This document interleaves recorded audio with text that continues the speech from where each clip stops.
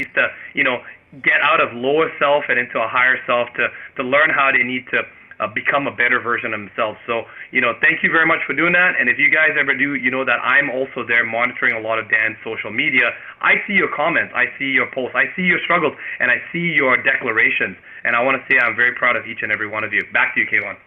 I'm just going to see we got to continue doing around the world is the Czech Republic.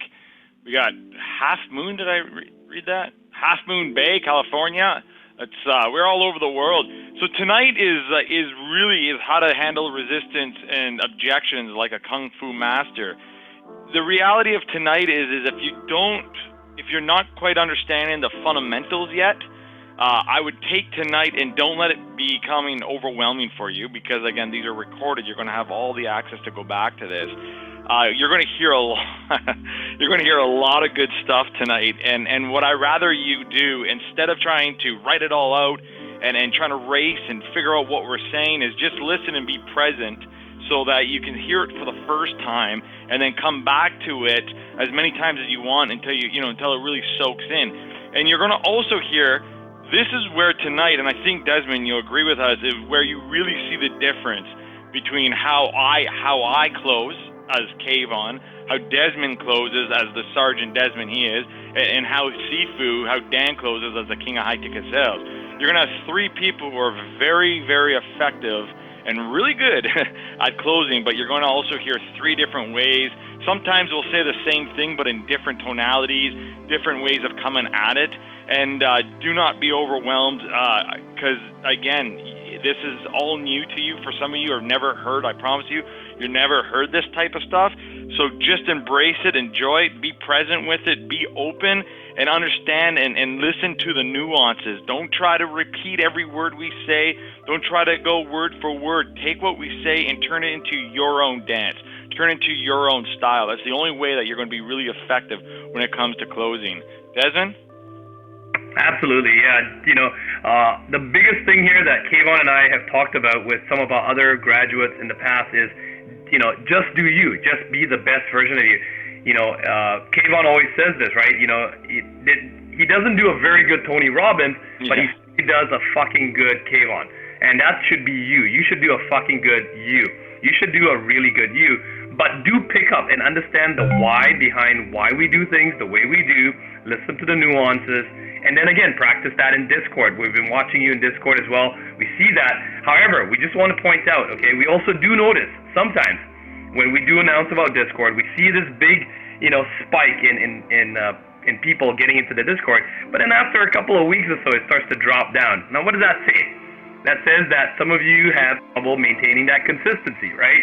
And so if you really want to be a top closer, you have to train, you have to maintain that consistency. So schedule that, make sure you make it a part of your life, because I can tell you that even Kayvon and myself, we've been really busy with a lot of admin things in the last few months.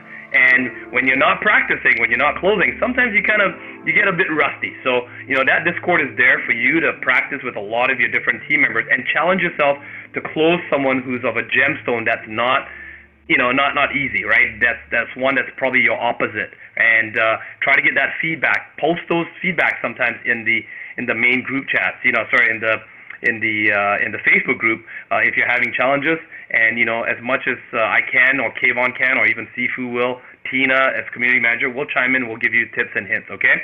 Mm-hmm. Now, I did hear that chime, but I just want to echo the one thing that Desmond says, and I'll sum it up with this: is if you don't use it, you will lose it. If you do not practice, I promise you're going to lose the momentum, you'll lose the flow, and it becomes very hard and difficult to get back into it. So once you get that momentum, you got to continue using it. Without further ado, the one, the only, Mr. Dan Locke, the king of high-ticket sales.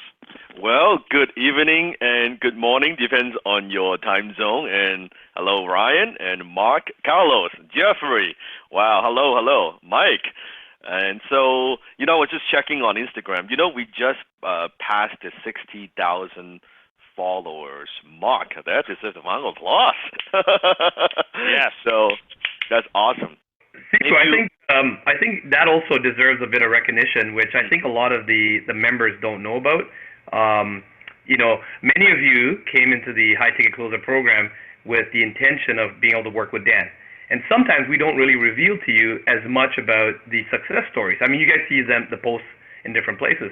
I can tell you that the Instagram growth recently has been attributed to 2 new members on the Dan Lok team who actually were HTC graduates, right? Only a few months ago, they were where you were. And I'm not saying, okay, by no means am I saying that you might be on Dan Lok's team. It is the Navy SEALs here, okay? You have to be the best of the best of the best. But is it possible? Abso-fucking-lutely. And the way that I always believe some of my best team members, they're graduates from the HTC program, and sometimes they're doing closing, but I notice that they might have other talents in certain areas, and it happens to be within Team Dan Lok that we're looking for that certain type of talent. So we do have now definitely a number of members from HTC now working on my team, and in fact we just had a team meeting yesterday. So it happens. So maybe you'll be closing for me. Maybe you'll be doing other things. There's some way that some talent, some way you can add value to what we do. I'm very, very open-minded. And if you have something that you want to, you believe you have a talent and you want to see if you make to the cut. Now, I'm very selective, but if you think, I've got what it takes, you can also always contact Desmond and see if there's any positions open. That's just beyond than just closing. Of course, I absolutely want you to focus on closing. So, objections. Now, today it's going to be very, very interesting. Put in the chat box, the comment box on Facebook, how many of you have been doing role play and you find that you are going through the steps, you are asking the questions, but maybe halfway or near more the end, then when the prospect has an objection during the role play, you sometimes don't know how to answer. Put that in the comment box. And I noticed we collected a lot of the questions from you, from the supports. I'll put some of those together, and we're going to address some of those as well about how to handle objections. All the time, Mike is saying, sometimes, author, good. Author, and then, see for sure, stumble, And of course, I have Desmond and K1 joining with me today. So today we're also going to be doing a lot of role play. This is the class week 5. Last week was probably, I would say not probably, it is one of the best class that I did. Just week 4, and we share a lot of different things. I've shared a lot of just my insights and the way I think about different things.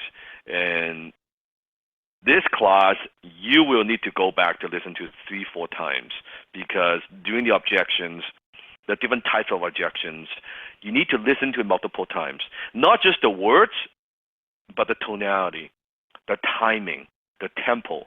So you need to hear that, and I want you to rehearse that, and then when you are doing role play with your brothers and sisters, then you can see and try it.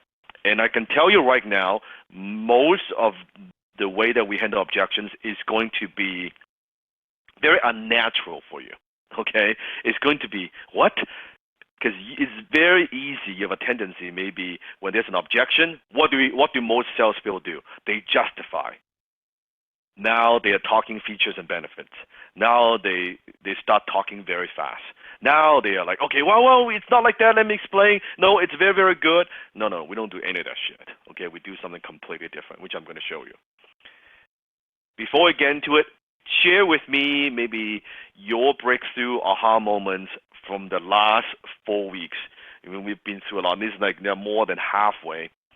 Share with me your breakthrough and how maybe the program has impacted you so far, or even when you're doing the assignments, what are some of the things that you realize about yourself that you didn't realize before? Desmond? Definitely. So we got a couple of hands going up, and for those on a phone, if you'd like to raise your hand, it's *2. So the first person, Dan, is Aisha Collins. Aisha, okay.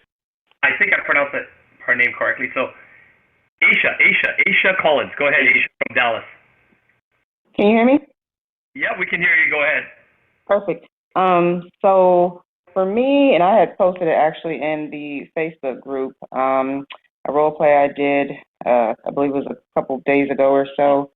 Um, I posted about the fact that I felt so much more natural now and at ease. I remember the last class y'all were talking about how, kind of doing the 1, 2, 3, 4, 5, teaching like the basic form, but realizing that at some point you won't even need a script. And so Mm. me not having any background in sales, I was like, I kind of wonder how that's going to happen. But I found myself not really frustrated, but just like almost like handicapped. I felt like handicapped with trying to pay attention to what they were telling me on the phone, but then kind of also trying to pay attention to the script as well. And I felt like robotic somewhat, and like it was just kind of holding me back. So I just decided to be like, okay, well, instead of trying to do that, and I kind of already had the mental picture by this time with the script steps anyway, about the agenda, the money, the needs, all that. So it was at least already mentally in my head. So I didn't even need to look at that, but just kind of have it in the back of my head. As long as I kind of can, keep those things in mind, I don't need to be kind of looking at those things. And it made so huge of a difference to just sit back in my chair and just fucking listen to what that person was telling me, because I was able to like literally be one with that person that I was role playing with, like really feel it. Mm. And that that really did something for me, and it gave me a lot of confidence in the closing, to a whole new level of I wasn't confident before, as confident like before, not until that kind of breakthrough for me happening. So That's great. really excited about that. I've just been on cloud nine ever since I kind of had that experience. So Fantastic. that was great. Very, very good. Very, very good. And to me, I describe the role play in Discord. It's like, remember back then, if you're learning to ride a little bicycle, or maybe when you were young, and then, how I remember when I was a little kid, probably, I don't know, 5, 6 years old, something like that, and my dad got me a little bicycle. But I was so afraid. He had like 2 little training wheels on the left hand side and the back. And I was riding it and riding it, and I thought it was so good. And eventually, he got me a real bicycle without the training wheels, and I would get on it. I was so afraid to fall down, and I was so afraid that I couldn't balance myself. It is exactly like this. Discord, it's like the training wheels. That gives you a little bit of structure. You're practicing, but when you go out there in the real world, when you're closing, there's no training wheels, and you would stumble. You would think about you're riding a little bicycle. Oh, no, is it left? Is it right? Is it? Make sure you don't fall. Am I going to the right direction? Am I pedaling too fast or too slow? What about my handle? Like you shaky a bit, and you're afraid to get hurt. And all these things is exactly the same in closing. So the best way to do this, once you learn how to ride a bike, guess what? Then you don't think about it anymore. You're just riding the bike. You're not thinking, oh, left, right. No, you're just riding the bike. That's why the training is done in role play. The more role play that you do, the less you have to think about it, the more you can just connect with the prospect. You need to do this until you need to role play until you're fucking sick and tired of it. And guess what?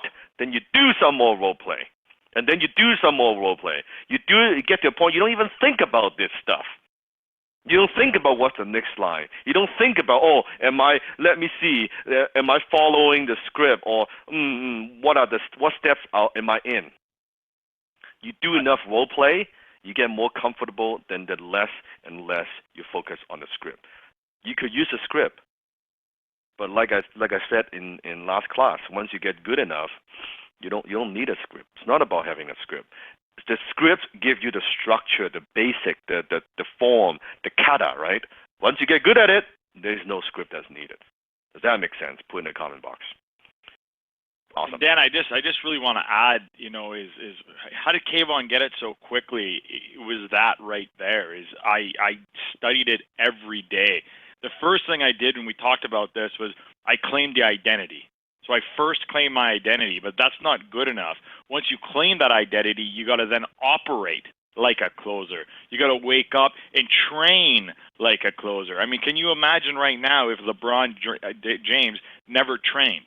he would never be where he is today. He trains every single day. In fact, these superstars we see that we say, oh, it must come easy to them, oh, maybe they must have natural talent. Not necessarily. It's they work harder. They spend that one extra hour in the gym. When everyone was home sleeping, they're watching game film.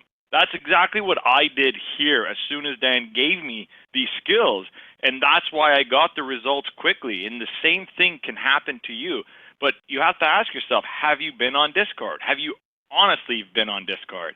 Have you really been putting in the time? And the most importantly, as you're putting that time in, what time and who are you acting like?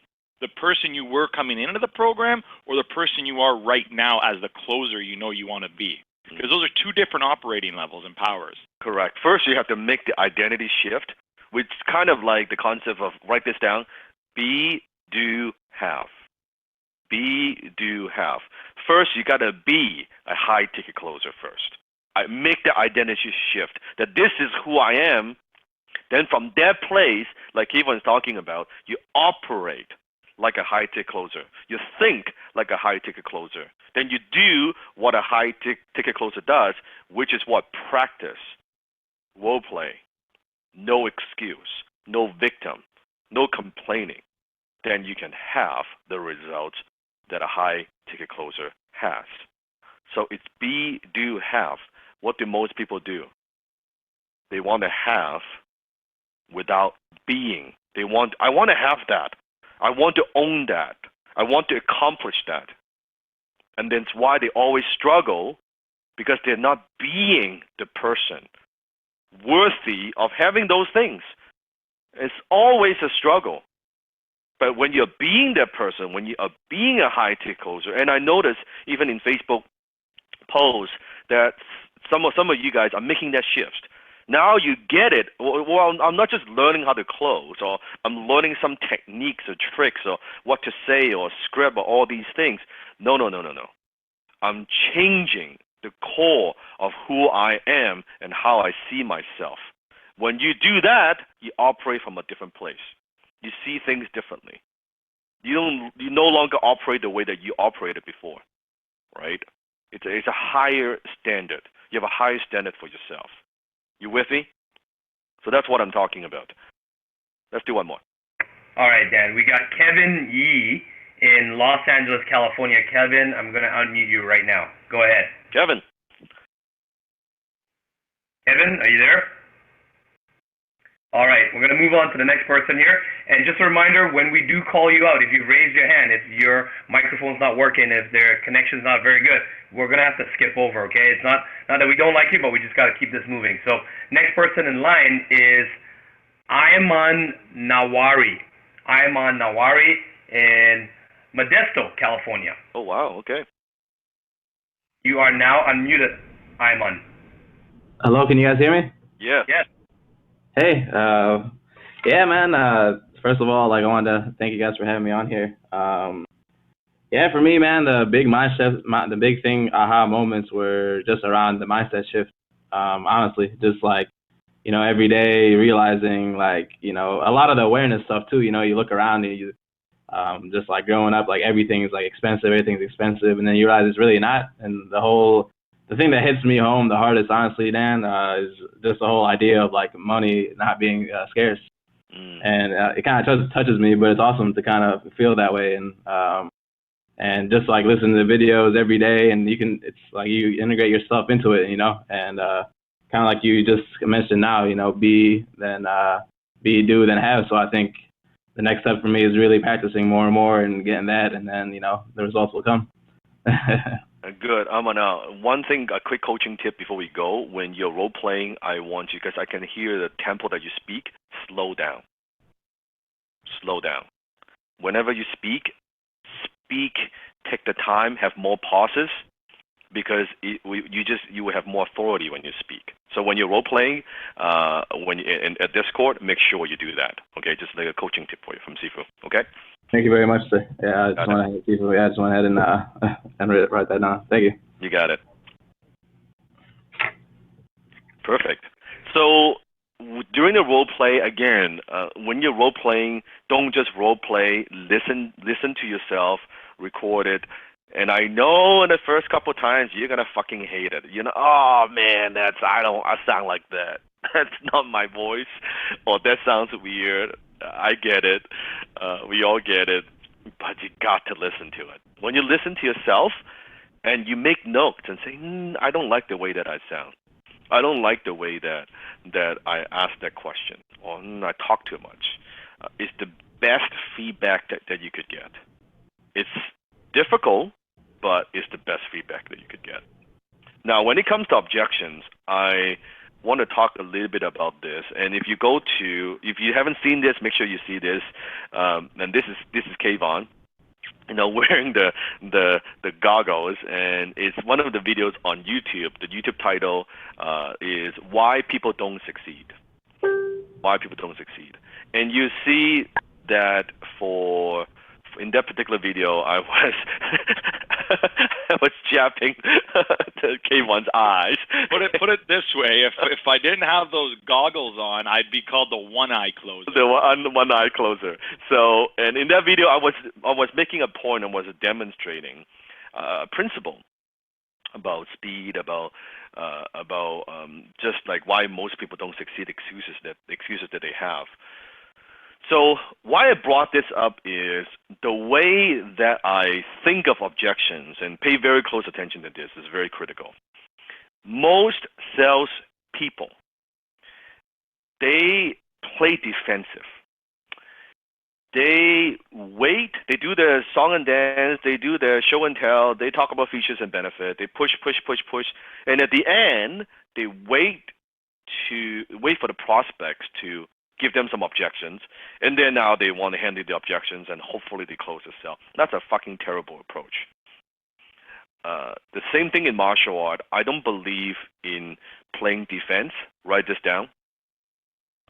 The best defense is a good offense. The best defense is a good offense. Meaning, instead of waiting for the prospects to give me an objection, then I handle it. It's like martial art. I'm waiting for someone to throw me a punch, then I would redirect or block, and then I would hit the person back, which is basically you block and you hit back.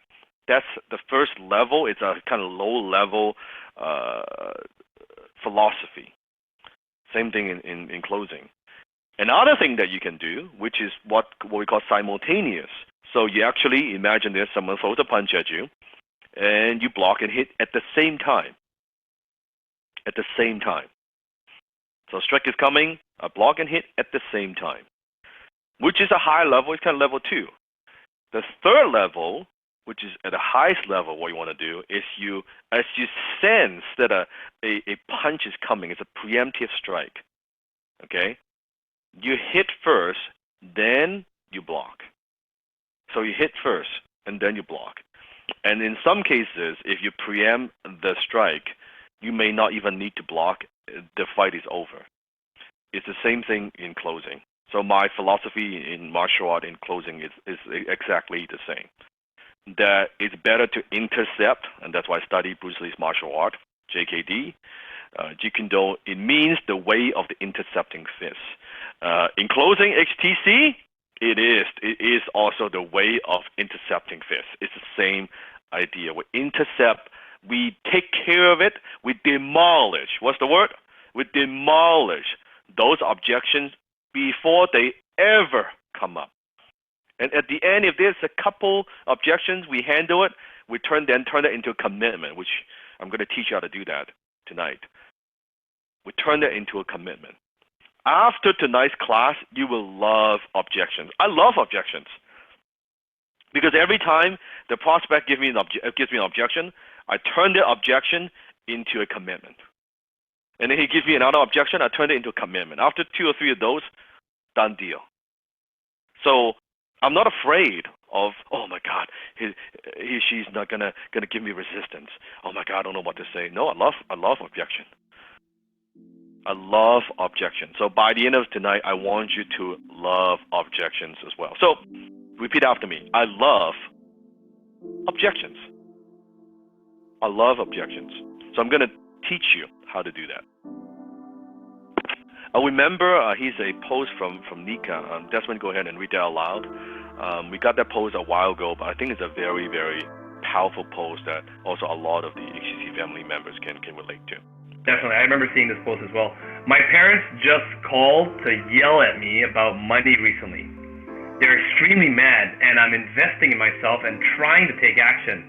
I've tried to close them on it, but when they don't really respect you because of the relationship and your age, it's really difficult to get them to hear you at all. I'm really distressed about how to approach this. I'm trying to change their mind, but it isn't working, and they've become extremely hostile. Does anyone have any advice? How many of you also are getting like resistance from just negativity from people around you? Maybe the people closest to you. It could be your parents, like Nika. It could be your spouse. It could just be your friends while you're going through this journey, right? Maybe you haven't even told them you've enrolled into HTC and you're learning a new skill. You've now joined this global family, and you want to kind of keep it a secret. All these things, right? Mark is saying I've had to find my parents as clients. My wife isn't 100% on board. I totally understand. It's the same thing, right? It's the same thing. Wife is in the dark. I totally get it. Haven't told people. And in fact, I mean, Des, you think about one of our team members, Ed. If you could share that story a little bit about Ed is on my team and he's helping me with social media, copywriting. But he's a young guy, smart, bright guy, but also getting resistance. And the parents are not super supportive of his decision, right? Yeah. Ed was actually first brought into the team through another one of your super mentees, Steven, right? So Steven was mentoring Ed and took him under his wing to work with him on his copywriting. And Ed he's a genius. He's an anomaly. He's very young, but he's got this gift for copywriting already at such a young age. So, Ed wanted to really pursue working with Dan's team and continue, but his parents want him to go to university. And he, doesn't really see the need to want to go to university right now. He could easily make, over $10,000, have a very stable life, learn so much from a real life, multi-millionaire, real street smarts, learning from Dan, but his parents are very sort of fixated on him going to university. And they even told him, look, if you don't go to university, you got to get out of our house. We're not going to support you one iota, and that's it. We're cutting you off. So he was very distraught. And even this morning, he was connecting with me and asking me for advice, and he's like, Desmond, what do I do? Where should I go stay? And how do I deal with it? And I said, I had to give him some hard love, obviously. I told him, it's time to grow up. But many of the team members during our team meeting chimed in yesterday, and they even told him, they said, look, why don't you just tell your parents, look, give me this 1 year to prove to you that I can earn a stable income. I can stand up on my own 2 feet. I can be a man, to my own family. And hey, if it doesn't work, I'll go to university, right? And so we were giving him tips and advice, but really at the end of the day, I think Ed has what it takes to really succeed. It's just sometimes you just have to put the blinders on, put the earplugs in, not listen to those that are your close family and friends, and just keep moving forward. And I'll share a quick story with you. So many years ago, when I was going through college and halfway through college, I was basically telling my mom, and of course my mom had huge high hopes for me, and she wants me to do well, of course. And I told my mom, I'm gonna drop out of college. This is a waste of time. I don't want to do this. And she was just horrified, as if I told her that I just murder somebody or something like that. I've never seen that face. And so she was so worried, and she's like, okay. And she knows I'm pretty strong, I have strong opinion. And she said, okay, fine, you know what, let's just do dim sum. Dim sum? Let's do dim sum on Sunday in Metrotown. It's in Vancouver. So in a place, in a mall. So I showed up, and it was my mom and her friends and all my relatives. So there was 9 of them at the round table, and it's me. And I always refer that incident as the dim sum ambush. So basically my mom called all her friends and relatives all in one place, and my mom wants them to convince me, persuade me on why I must stay in school, why I need to stay in school. And that dim sum lasts about 3.5, 4 hours, okay? And they would say, you got to stay in school, what are you going to do? What if your business doesn't work? What are you going to do? Oh, my God, you like would be the only child in your family. You can't do this. You got to have something to fall back on. The safety, how are you going to get a job? No one will hire you. Why can't you just be other kids? All this shit, right? Here's the thing. Now, at that time I haven't learned closing yet. But I was so convincing, and I had so much certainty. I told all of them, I said, you know what? Just give me 5 years. Give me not 1 year, not 2 years. Give me 5 years. If I don't make it, I'll go back to school. I'll get my degree. I'll get my whatever the hell it is. That's fine. But give me 5 years. In 5 years, I don't want to hear this shit. I'm gonna do my thing. I'm gonna prove to you because I said I cannot stay in school. Because, well, first of all, I wasn't getting very good grades, and second of all, I was getting into arguments with, at the time, my professor all the time, because I was challenging him about business, because he was teaching business and how business works, and I was always saying, this is bullshit. I said, have you started business? And I said, you're teaching from theory. I started my first business when I was in high school. I know the stuff that you talk about from the textbook, that shit doesn't work in the real world. Now, you can imagine if that's what I tell the professor. Let's just say he doesn't like me so much. By the end of that dim sum ambush, my uncle was like so amazed by my conviction. He actually loaned me the money to start my next business. He said, you know what? If there's a kid that can make it, it's Dan. Right? So I had so much conviction and certainty, I closed my uncle to loan me the money, right? But shortly after that, I actually took the money. I lost all his money, just so you know. Because at the time, I was still very stupid and very naive and haven't developed the business acumen yet. So I lost all his money, but he forgave me. And so when it comes to business, timing is also important as well, right? When you invest in the deal. So that was it. And I was closing. So if you have someone in your life that, to me, if they are supporting you, awesome. Like, very lucky. I mean, you're very, very fortunate. If you don't have that, my question is, could it be possible that you haven't closed them? As a closer, have you closed yourself? Have you closed the people around you? Because I had 9 of my relatives didn't believe me, but I was closing them in that 3-4 hours. If I can't even sell them on my dreams, I can't sell them what I'm going to do, how am I going to go out in the real world and convince other people to do business with me, to support what I do? That's like the very first fucking step. I can't even convince myself. I can't even convince the people around me, the people who know me. You can't, and now you want to convince strangers to give you $5,000, $10,000, $25,000. You got a problem. So think about that. Don't just think about, oh, how come they're not supportive? What have you done? What have you done to earn their support? So be very careful. Here's a great quote by W. Clement Stone. Be careful the environment you choose for. It will shape you. Be careful the friends you choose for. You will become like them. So think about the people you hang around with. As my mentor said, show me your friends, I'll show you your future. Think about the 5 people that you spend the most time hanging out with. Put in the comment box. The 5 people, right? Go ahead, Kevin.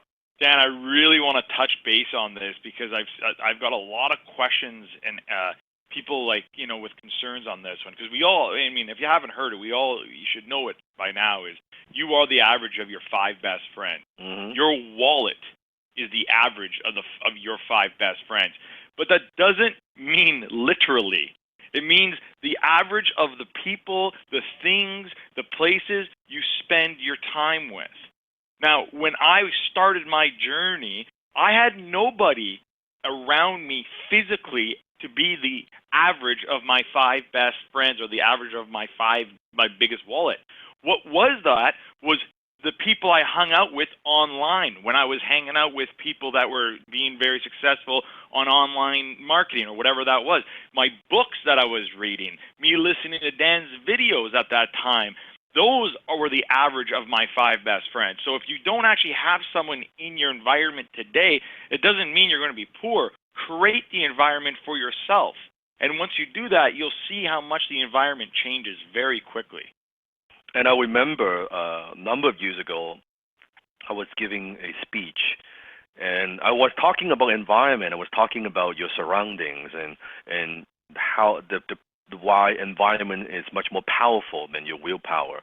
And remember a young guy, probably 20 some odd years old, stood up and he was talking about, but Dan, you don't understand, the town that I'm in a small town and there's not much going on, and my parents, they just don't understand, and all my friends, I mean, they don't get it, and there's not much commerce going on, and that's it, man. I'm stuck. I can't change my environment. And he was like basically talking and complaining about the environment he's in for a good 3-4 minutes, right? Eventually I said, okay, stop. I said, stop. I said, you notice those green signs on the highway? Yeah, you know those green signs? Yeah. Why don't you follow them and go somewhere else? Don't bitch that the city you're in is no opportunity. If you want to move, then you move.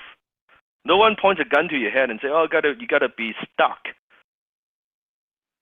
You can choose.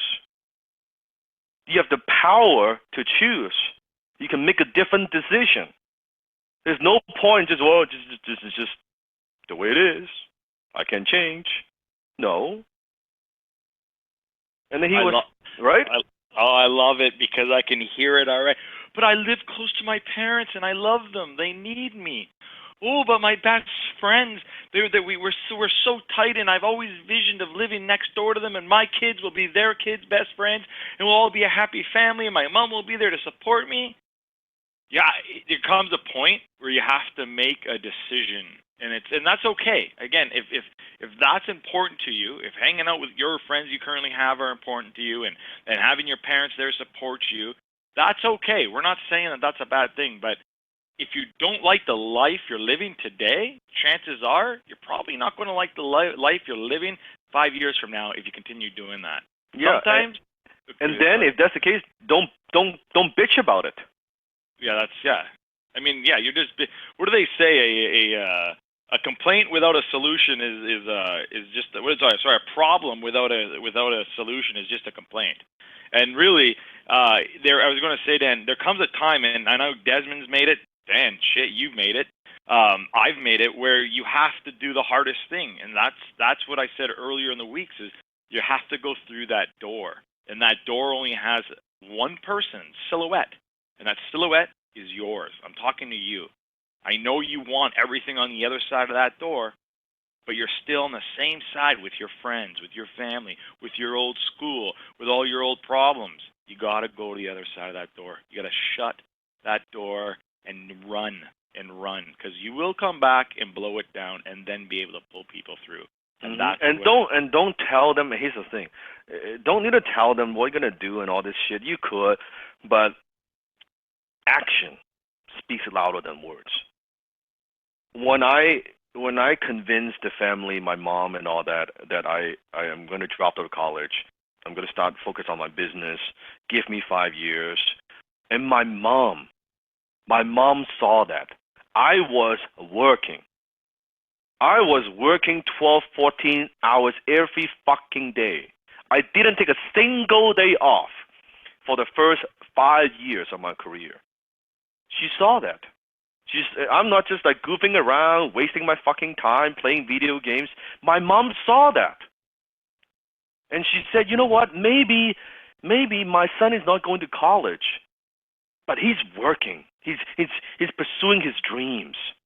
And from then on, my mom didn't bring it up. She never said, oh, you should go back to school. No, she just believed in me. I proved to her, not talk, my action. I demonstrate. I want this so bad. I sacrifice all my personal time, everything in pursuit of my dreams so I could provide a better future for my mom. She saw that. And once I become successful, then she could see, wow. And she would talk to all her friends, all our relatives. My son made a great decision. He was right for not going to college. And now my mom is funny enough. I talk to my mom every Sunday. She's in Taiwan, and she's coming to Vancouver in August. So I'll actually go on another trip with her. I'll probably go to Vegas, take her to see some shows and stuff. And my mom, being a mom, she would look at my YouTube and she would look at my Facebook, and she has a little journal. She would write down how many followers I have, right? And then compare yesterday to today. Is it growing on Instagram? Like, it's so interesting. And my mom is super, super, super proud. Super proud. I want to think about your life. Think about where you are. When you are successful, when you demonstrate through your own action, not talk, actions, you go back and they would all understand. Kayvon went through the same thing. Kayvon left home, moved to pursue his dream. And in spite of all the family, all the siblings gave him shit for a long time, right? And then what happened? Christmas. Kayvon, you share the story. Yeah. Thanks, Ro. I just got goosebumps every time you bring that up. So again, my parents and my father, we didn't even get started with my father. They believed in me as a son. They believed in me as a Kayvon, but they never believed in me more than that. They never believed in me that I could actually go out and pursue those dreams that we talked about, that I've dreamed about. And through all that hard time, through all that negative, you can't, them just saying, come home, what are you doing? Or the worst one was, we're worried about you. You should just come home, we love you. Don't be worried about me. I don't need you to be worried about me. I'm worried about myself. I need you to keep telling me to keep moving forward, to keep pushing forward. Don't tell me you're worried about me. It was all negative. And finally, after all these years, this past Christmas, what was it, 4 months ago, my middle sister pulled me aside and said to me, Kayvon, I am so happy and so proud of you. I'm so happy you never listened to everyone. You were too stubborn. And the one thing that she said, this is the one time being too stubborn has helped you. And I just want to say how happy and proud I am. And that, to me, again, we talk about that. Money doesn't buy that type of thing. That's something that you earn. It's something you get through going through the tribulations. You don't get it when it's easy. You get it when things are hard, difficult, you want to quit. You keep pushing, you keep moving forward. I remember you shared with me about they needed some help financially. Oh, absolutely. Thank you. Yeah. An argument. And in the same time too, right? Like, that's where I said to Dan, thank you, Dan, again today. Thank you. It was the first time something happened. Something not well happened to my oldest sister and the kids and everything. And as soon as something goes awry in my family, I'm sure, put in the comments right now, as soon as something goes awry and it involves money, the family breaks down. Oh my God, what are we going to do? Everyone starts jumping on everyone. Everyone gets angry. There's like the holiday season's over. It was the first time ever I just could stand up. So what's the problem? What's the cost? Here, just paid for it. Can we all be happy now? It's no problem. That environment is so hostile and ugly. Just pay for it. Beautiful thing when you can do that. Okay, one could write a check and say, you know what? Let's not argue. I'll take care of this. And just wrote a check. It was awesome. And then again, what I just did for my parents 2 weeks ago. I think we talked about it, but you should have seen it. Had the black car pick them up, take them from their house. My parents actually just celebrated 45 years yesterday. My dad's in his late 70s. My mom's in her late 60s. They've never, ever had a shuttle service to the airport in their entire life. They get the shuttle. They fly first class. I mean, my parents were. It was like a kid in the candy store. The first time you see the red bike under the tree, and I got to create that for them. And you even took them to showed them to the headquarters. I even showed, they were just, like, my mom was just beside herself, right? They get to live their dream within me now, and they're so proud of that. Yeah. But it sounds all this. See, it's funny, Dan, right? Because it sounded all good. It sounded, I can do that. No, it was very hard. Again, I was $150,000 in debt. I had 2 years of no income at that time. I had nobody supporting me. I had those thoughts where I just wanted to quit. I wanted to end this. Oh, Kayvon, you're so stupid. Yeah, maybe I am too stupid. Maybe everything that they said in school when they said I would never make it, maybe they were right. But I never gave up. And sometimes when you go that deep, you can't give up. You can't. You're so deep. I was so deep. Giving up wasn't even an option. It was just keep moving forward. And it was tough, but I did it. And you can do it. And you're doing it. And when you leave this course, tonight, when you leave tonight and you feel like I know all the objections, there's going to be a day where you wake up and you're like, I don't know an objection. You're going to have those days. I have those days. But I always stay focused. I stay consistent. I go on Discord. I do the training. I do the listening. I do the mind programming. And that is what's going to get you there. Mm-hmm. So here's my suggestion, okay? You do not ask your poor friends how to make money, and you don't ask your single friends about relationships. So before you take advice from anybody, just consider the source. Whoever is telling you to do this, not to do that, or here's how you become successful, here's how you make money, you just look at them. Look at their results. Do they have the results that you want? If they don't, they might have the best intention, but they're not fucking qualified to give you advice in this area. Period. If they have never made more than $10,000 a month, how the fuck are you going to tell you how to make $10,000 a month? It makes no sense. Why would you, if you want to become a millionaire, why would you take advice from your friends who are making $50K a year? It makes no sense. So always consider, don't listen to them. If you use this kind of criteria, there's a whole lot of people in your life that you shouldn't listen to. You just shouldn't. Just think about it. Do they have the results that you want?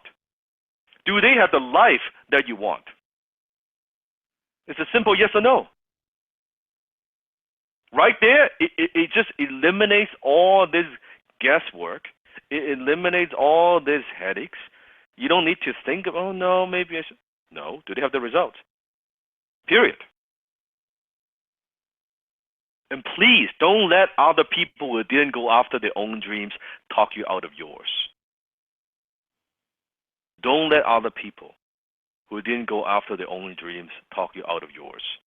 Very often, your friends, your family, your siblings, your relatives, it might seem like, listen to me very closely. It might seem like they don't want you to get hurt. It might seem like when they tell you to give up on your dreams, that they want to protect you. It might seem like they ask you to give up your dreams because of, well, you always want to have a safety net, or whatever bullshit. It would seem like that. It would seem like they ask you to give up your dreams so that you won't get hurt. They try to protect you. It might seem like that, but chances are that's not the case. 9 out of 10, that's not the case. 9 out of 10 is, what if you fucking make it? What if you fucking make it? What does that leave me? What excuses do I have? Well, fucking you made it. Then I'm here sucking my paycheck. Getting stuck in commute.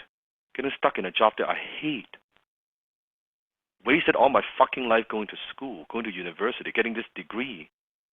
Couldn't even get me a fucking job. Couldn't provide the security that I want. Basic security that I want. Couldn't even provide that. That I got laid off.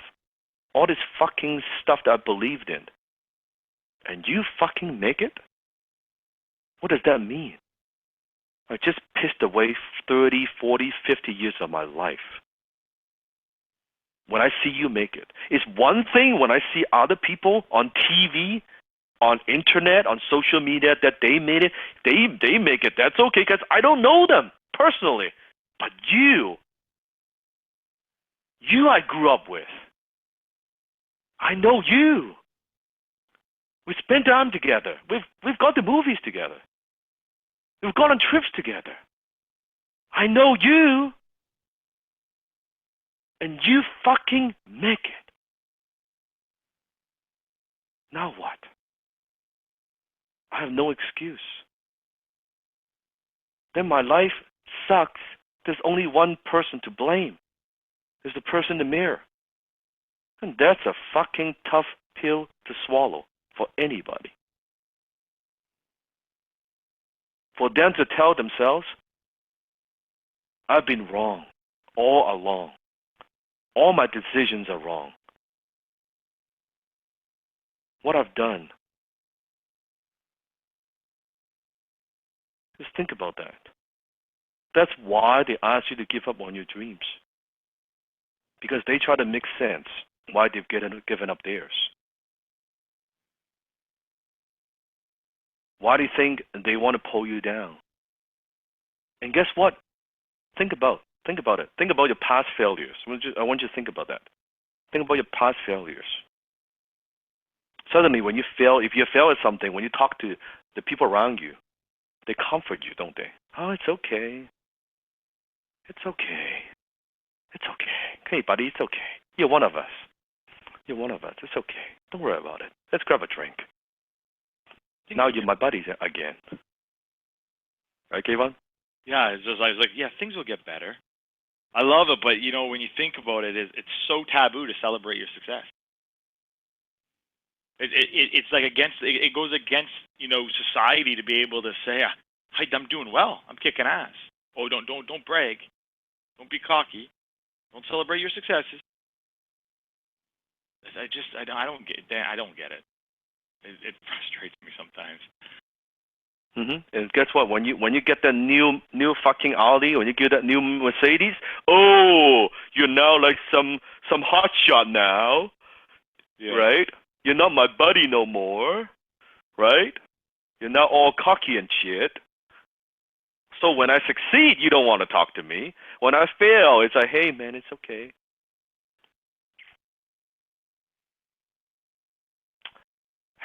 But that's the society that we live in. Knowing that the world is against us. It's against you pursuing your dreams. It's against when you have ambitions. It's against us. We can't change that. We can just look at it as that's the reality. That's the shit we have to deal with. And I'm okay with that. Are you okay with that? I'm perfectly fine with that. Right? I know when I drive a fancy car, I'm going to get key. My Benny just got key. There will be people who are jealous, who have that negative mindset, who have negative attitude towards people with wealth and success. And someone would key my car, and they did. But guess what? It's okay. Jenny was pissed. I'm like, it's okay. It's gonna happen. I don't even think it was keyed. I think when Jenny showed it to me, I think someone slammed their door into your car. Like you could definitely tell. It was like a pickup truck. It was like a pretty high vehicle, and it looked like that person. It didn't look like a small bump. That person looked like they slammed it real hard, which meant that they probably had a shitty vehicle. They didn't mind damaging, but they wanted to damage your vehicle. It's unfortunate, but it's okay. I got enough money to pay for that. New paying and stuff, yeah, it cost me some money. It's okay. Not the end of the world. I would rather drive a Bentley, and if that happens from time to time, you know what? I'll live with it. instead of driving a crappy lemon, then yeah, maybe I'll never get key, but shit, that's a lousy way to live. Problem is, your standard is too low. Your standard is too low. Remember what I talked about last week? You get what you tolerate. In life, you get what you tolerate. You tolerate average. You tolerate, oh, it's okay. That's what you get. One of the quotes I love is in this particular situation is, if you do what is easy, you'll live a hard life. If you do what is hard today, you will live an easy life. Mm-hmm. And a lot of people rather do the easy today, but they don't realize that it's a hard life doing easy. It's a hard life.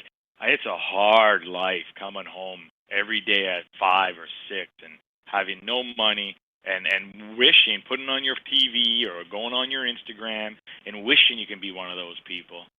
That's actually harder to take emotionally and mentally than actually just going out and doing it. And most people spend all their energy on what they can't do or think about what they can do if all they did was spend the same amount of energy on what they can do and what they want to do.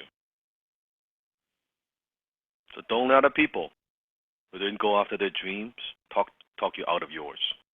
And the truth is, the only person that can talk you out of your dreams is yourself. No one else. It's another great post that I think from a while ago, but I think it's a great post that, again, I think a lot of you guys could relate to. Doesn't? Yep, William. So William posted this. He said, I put my closing skills up to this point to the test. I had a great conversation about my parents and their health. I hit some major pain points. They really felt the pain of being unhealthy. I then went into how it would make them feel, if they were healthy. I painted a picture for them of how that would look. They loved it, of course, and I showed them what the solution was, giving them an example of past successes that they've had with their health. I used their own past successes in showing what they needed to do to get back to that point. What a great conversation I had with my parents. I felt like I was the parent teaching my kids a lesson. I closed them on what they needed to do for themselves to get back into a healthy path. Thank you, Seafood Danlaw, Kayvon, Desmond. Without your teachings, I would never have been able to, have even such a serious conversation with my parents. My dad even told me how proud he was of a young man that I have become. Thank you, thank you, thank you. That's why closing is not just on the phone. We're selling a high ticket program, and that's it. No. Closing is nothing more than communication in life. Closing is everything. We're closing all the time. Right? Kev is saying, I got a girlfriend by using what I learned from HTC. In relationship, in dating, you're single, you want to have a partner, you want to have a boyfriend, you want to have a girlfriend, you got to close. Right? You have a boyfriend, girlfriend, you want to get married, you got to close. In this case, the same thing. Your parents, you want them to live a healthy lifestyle, you got to close. As a parent, you want your kid to eat carrot versus chocolate. Guess what? You got to close. Everything is closing. Everything is closing. Everything you want, whether it's business, whether it's personal, spiritual, physical in your life, the distance between all of that is the words you say and how you say them. The language you choose to use is the distance between you where you are today to where you want to be. Mm-hmm. Everything is closing. And the only reason people outside HTC think about it, that they don't have what they want, think about your friends. Maybe a couple people will come into mind. Think about them. The only reason they don't have what they want in life is because they suck at closing. They either suck at closing themselves or they suck at closing others. Probably both. Probably both. That's the only reason. When you boil it down, to the core problem. That is it. It's not lack of resources. It's not lack of possibilities. It's none of that crap. They can't close themselves to take action, to do something, to make a change, to make a move, or they can't close others to support them, to give them what they want, or money, resources, whatever it is, doesn't matter. Business, lack of sales, that is not the issue. If you're in business, lack of sales is a symptom. It's simply a symptom. The core of the true core problem is you suck at closing. That's why you don't have enough sales. That's why you're not bringing enough revenue. If you're very good at closing, revenue is not an issue. Revenue is not an issue. So what I'm teaching you is this power. If you use it wisely, you truly embrace and use it wisely, you can get everything you want. You can get everything you want. I selfishly want to be the man who helps you get everything you want in life. And with great power comes great responsibility. This is a gift. It's a gift I'm giving you. And that's why I said in week 1, use it with caution. Use it with caution. With great power comes great responsibility. In fact, put in a comment box. I use my power wisely. I want you to make me a promise. I use my power wisely. That's why I have zero tolerance. We have a couple people. Okay, one can maybe share the story. Don't share the name. You know, we got also people who kind of misuse the power with NXTC and try to do something to kind of work around, right? You can share a little bit of that story. What did we do? Well, cut him right away, like instantaneously. So that actually happened this week. Someone reached out, and again, I want everyone to think about this. Someone reached out to me and asked me, hey, I have an opportunity for the group. Can I post it? And it's for a huge influencer. I said, awesome, great. Thank you so much. Let me post it. And then I'll send people to you so you can get them organized. And within a day, less than 24 hours, I found out that it was basically a fake opportunity, which led them down them selling their own services back into HTC. And as soon as I found out about it, it was gone. I instantly messaged Hassan, who you don't want to meet Hassan. There's a reason why you haven't met him. Because he's the guy that will axe you, and he's ready and always there. And within 10 minutes, gone. Off the email list, out of the program, done. Bye. And they've been trying to, come back to me and explain their story, and I don't care. And people are like, okay, well, why do you say that? Because no matter what way the story will be twisted, no matter what way this person will try to justify to themselves that it wasn't like that, I go to the basics. Did you talk about your own personal program with someone from HTC that came from that post? That's all it is. Yes or no? And the answer is yes. I don't care what excuse you have. Bye. And another thing is the reason. Okay, so the reason why this is so important is because after tonight, you are going to have it's like you've had the gun. Now we're giving you the bullets. And bullets kill. Guns don't kill people. The bullet kills people. And that's what we're giving you tonight. And Desmond really knows this about me. Is again, I said, as many people have I said yes to, I've also said no to. Because I would never put anybody under no circumstances in a program that I know they're going to fail, that I know they're not going to succeed through, just so I can make commission. I would never put an old woman in her 80s who is just trying for her last dream in her life, because I've had these people, to come in and start doing drop shipping, and who's willing to go and get their pension, the last dollars they have, into the program, knowing it will fail. And it's not because she's 80 years old, because I can tell her mindset is just so weak and it's so bad that there's not enough time to get her to change. I don't care about that commission.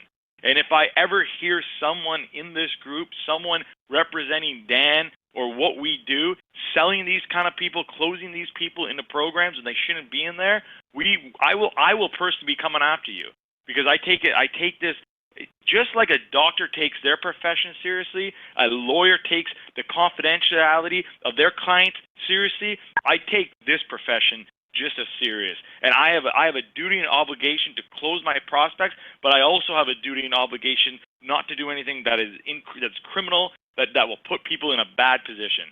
Absolutely never. That's why use your power for good.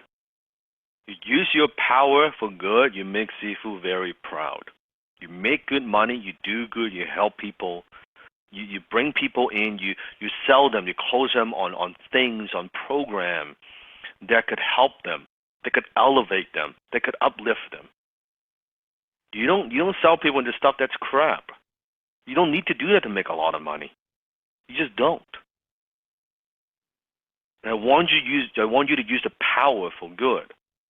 And for people who misuse the power, I have no hesitation kicking them out of HTC. And everybody who knows me, everybody who's done business with me, they know I don't do second chances. I never do second chances, because I don't want to tolerate. They're out, they're out. There's no coming back. There's no coming back. Because what we do, the power that we have is just too great. I mean, the lady was coming back and telling Kayvon, right, begging him, trying, and I said, please answer me, please. I said, it doesn't matter. It doesn't matter, because it goes back to what you did, and I get where they were coming from. They were hungry. They want to make money. I get it, but not that way, not in that manner.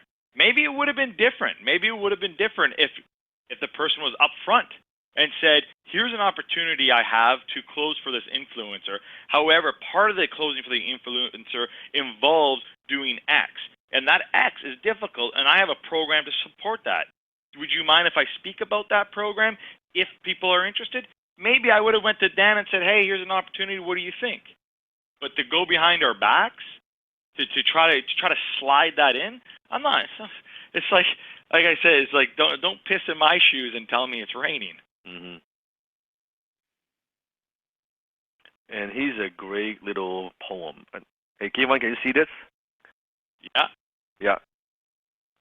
You want me to do it? Let's do it. Let's hear your voice. Okay, let me hear this. Let me see. I got to make this bigger on my screen here. A man found a cocoon of a butterfly. One day, a small opening appeared. He sat and watched the butterfly for several hours as it struggled to squeeze its body through a tiny hole. Then it stopped, as if it couldn't go farther. So the man decided to help the butterfly. He took a pair of scissors and snipped off the remaining bits of the cocoon. The butterfly emerged easily, but it had a swollen body and shriveled wings. The man continued to watch it, expecting that any minute the wings would enlarge and expand enough to support the body. Neither happened. In fact, butterfly spent the rest of his life crawling around. It was never able to fly. What the man in his kindness and haste did not understand, the restricting cocoon and the struggle required by the butterfly to get through the opening was a way of forcing the fluid from the body into the wings so that it would be ready for flight once that was achieved. Sometimes struggles are exactly what we need in our lives. Going through life with no obstacles would cripple us. We will not be as strong as we could have been. We would never fly. Embrace This is the key. Embrace your struggles and go for greatness. And comment in the comment in the chat box. Comment, what does this mean to you? How do you relate to this story? The story of the butterfly.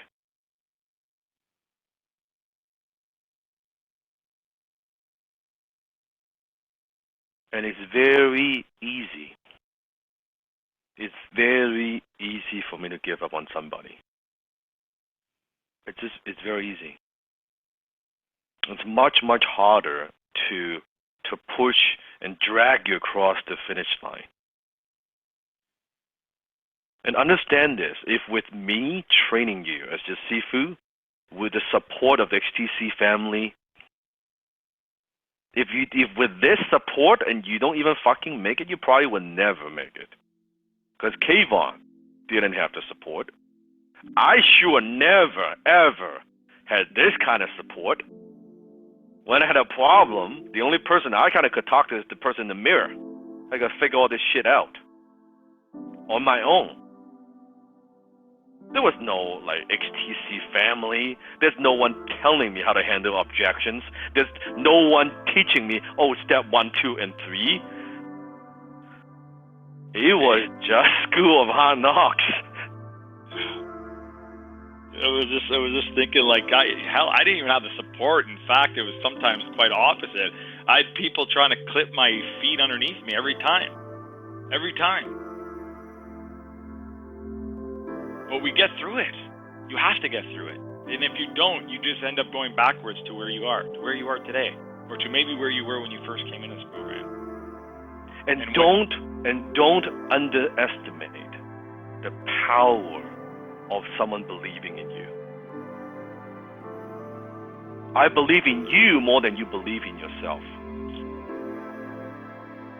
I believe in what you do. I believe you have the capabilities to learn this. Maybe you don't even believe that you could learn this. But I believe. That's why I take the extra time. Train you, create the environment, give you support that you need. That you could learn this. I don't care what background. I don't care if you have experience. None of that matters. Except your desire, willingness to learn. Your family might not believe in you.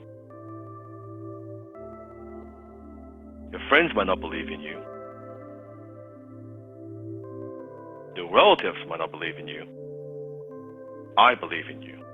You gotta believe in yourself. You have to believe in yourself. There's tremendous power of the statement of I am. And I want you to pay attention. Everything that you say to yourself, every single day, every single hour, be very selective of what goes after I am. Because chances are that's your identity, or that's going to be your reality. Whatever goes after I am. And just think back. What are you saying to yourself on a regular basis? Look back on your own Facebook post. What goes after I am?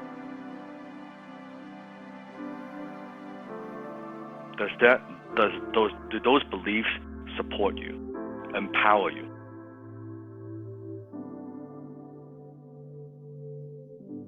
I am. Just think about that. When you're aware of that, you'll be way more selective of what you say to yourself, who your identity is. And I talked about you cannot outperform your self-image. You will never outperform your internal self-image. And one of the most powerful ways to reprogram that, to develop that new identity, develop that new self-image, is your own internal dialogue. being aware of that and changing that. That's the great thing. You can change that any time. The distance between what you want and where you are today, it's nothing but just words. It's just words. And you can change that. Not just words, what you say to others, but what you say to yourself. And also I've got a special gift for you that we've created, Kayvon and I, we've created, and that is the HTC Creed. Now, Kayvon, this is very, very powerful. Creed. This Creed, this is what we stand for. This is who I am. So if you want to develop that new self-image, and I'm going to upload this to Facebook, and you're also going to get it in an email, and you can print this out.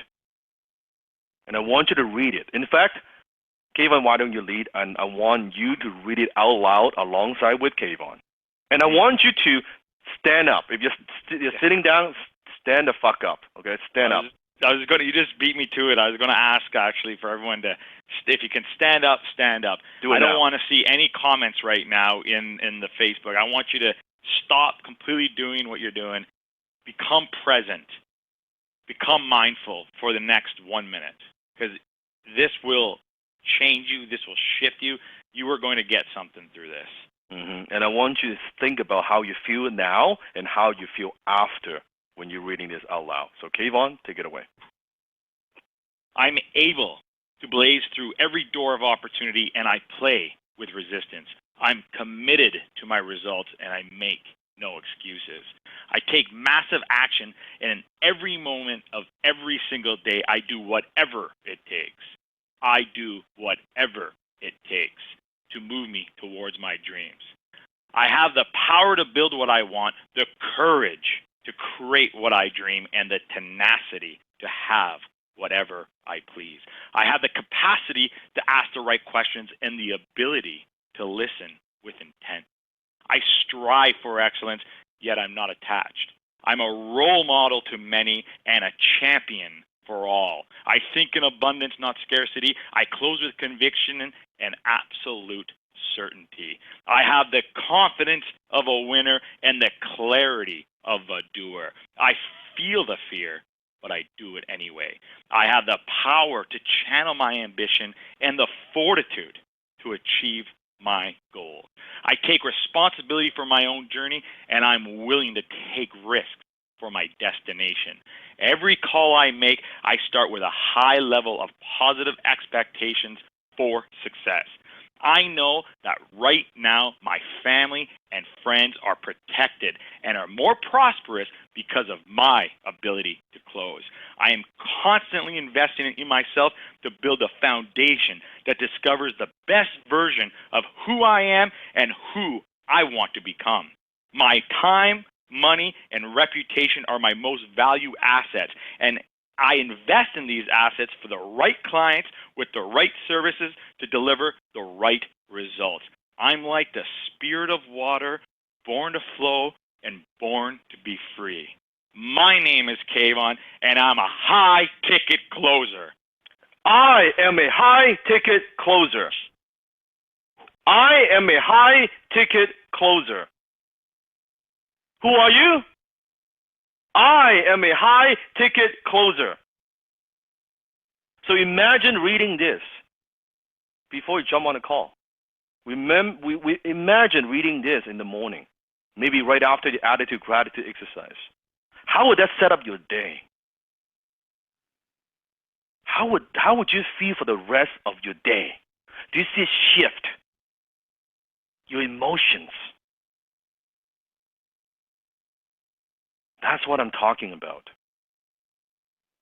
It will always be a struggle when you want to try to do something. I try to do this, I try to do that. When it is who you are, when it's in your DNA, then it's not a struggle.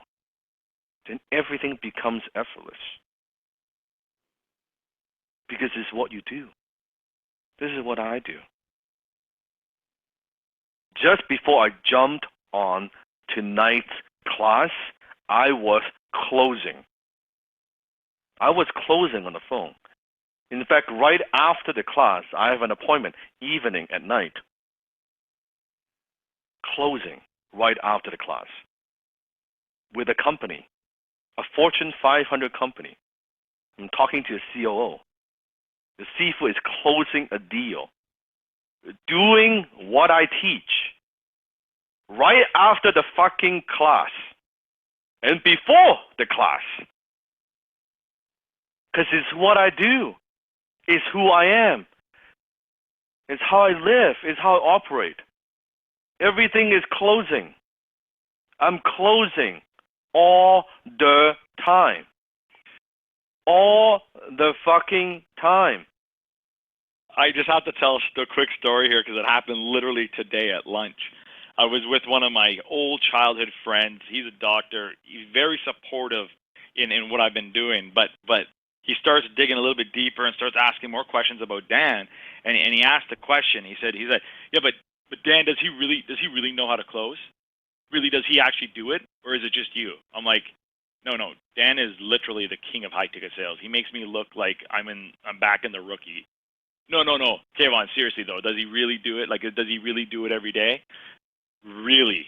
Every day. I was like looking at him straight, and then Kelsey was beside me, and she's like, believe me, he is a king of high ticket sales for a reason.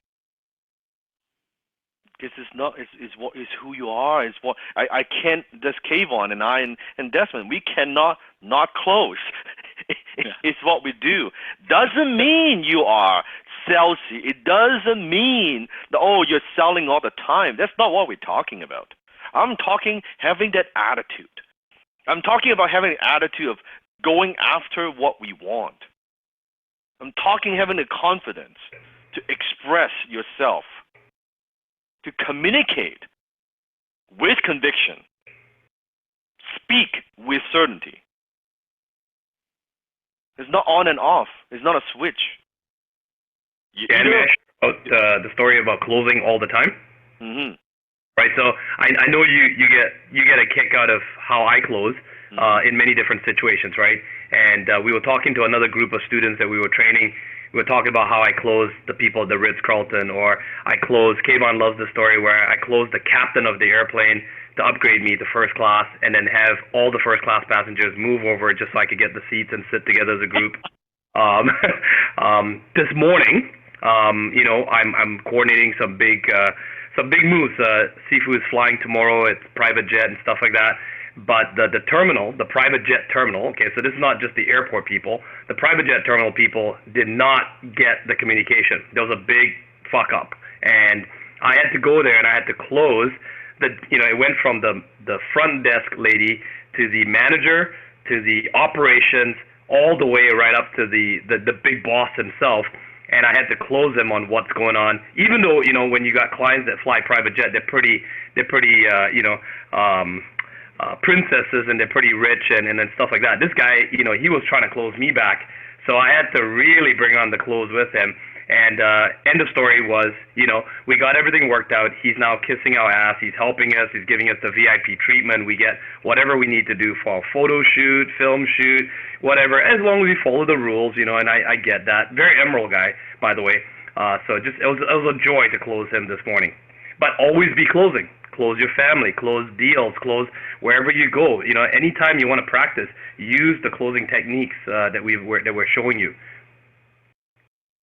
And it's in your blood. It needs to be in your blood. It's your identity. Again, I'm gonna upload this to Facebook. You're gonna get it. Don't worry. You're gonna get a PDF version. You can print it out, put it on your wall, maybe right next to your vision board. When you feel a little down, when you maybe get a little bit rejected, you feel a little frustrated, read the creed out loud and see how that shift. It changes your state. You can stay focused. So don't try to do closing. Don't try to do closing. Just be a high-ticket closer. When you can make that shift, everything will become easier instantly.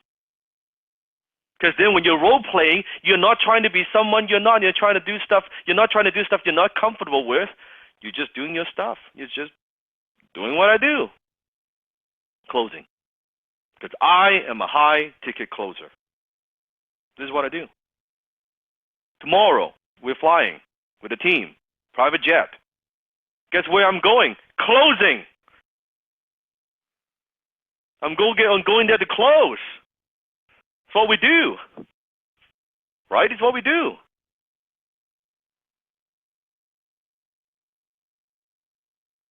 High ticket objection handling rule number 1. Learn to play with resistance. Learn to play with resistance. Don't try to avoid resistance. Learn to play with it. What do? You learn to play with resistance. There are three things that you will get out of any sales conversation, any sales call that you do. 3 things. Number one is you will get a yes, which is nice. You get the commission, you get the sale. Very good. The second thing you get out of it is a no, a quick no. And that's perfectly fine, because then it means you don't have to waste time on the prospect. You can move on. It's okay to get a no. In fact, if it's a quick no, it's okay. The third thing that you could get out of it is what I call, write this down, a lesson. So you get a yes, you get a no, or you could get a lesson. Now, what do I mean by lesson? It means that you know you're not going to close the sale, but you don't get off the phone yet. You just want to play with resistance and get some training and get some value out of it. You know you're not going to close the sale, but you want to learn something from that experience. So you get a lesson out of it. So you think about that and you approach a sales conversation, any sales conversation with this mindset. You get a yes, great, you're going to make some money, you're going to help the prospect, fantastic. Number 2, you're going to get a quick no, perfectly fine, don't have to waste my time. Or you get a lesson, you learn something from it. You got nothing to lose. Listen to me. You got nothing to lose. When you have nothing to lose, why do you have to be nervous? What are you afraid of? Any one of those outcomes is a good outcome. You see what I'm talking about? Are you understanding this? Any one of those outcomes are good outcomes. You can't fucking lose. You cannot fucking lose. So you don't have to get all nervous. Oh my God, what if I don't close the sale? No, it's okay. There's always another deal. There's always another sale. You're not losing anything. You're either gaining money, you're gaining time, or you're gaining experience. I'll say that again. You're either gaining money, you're gaining time, or you're gaining experience. All 3 are very, very good. Does that change the way that you look at closing when you're on the phone?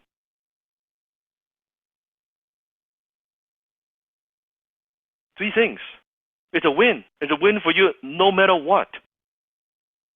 No matter what.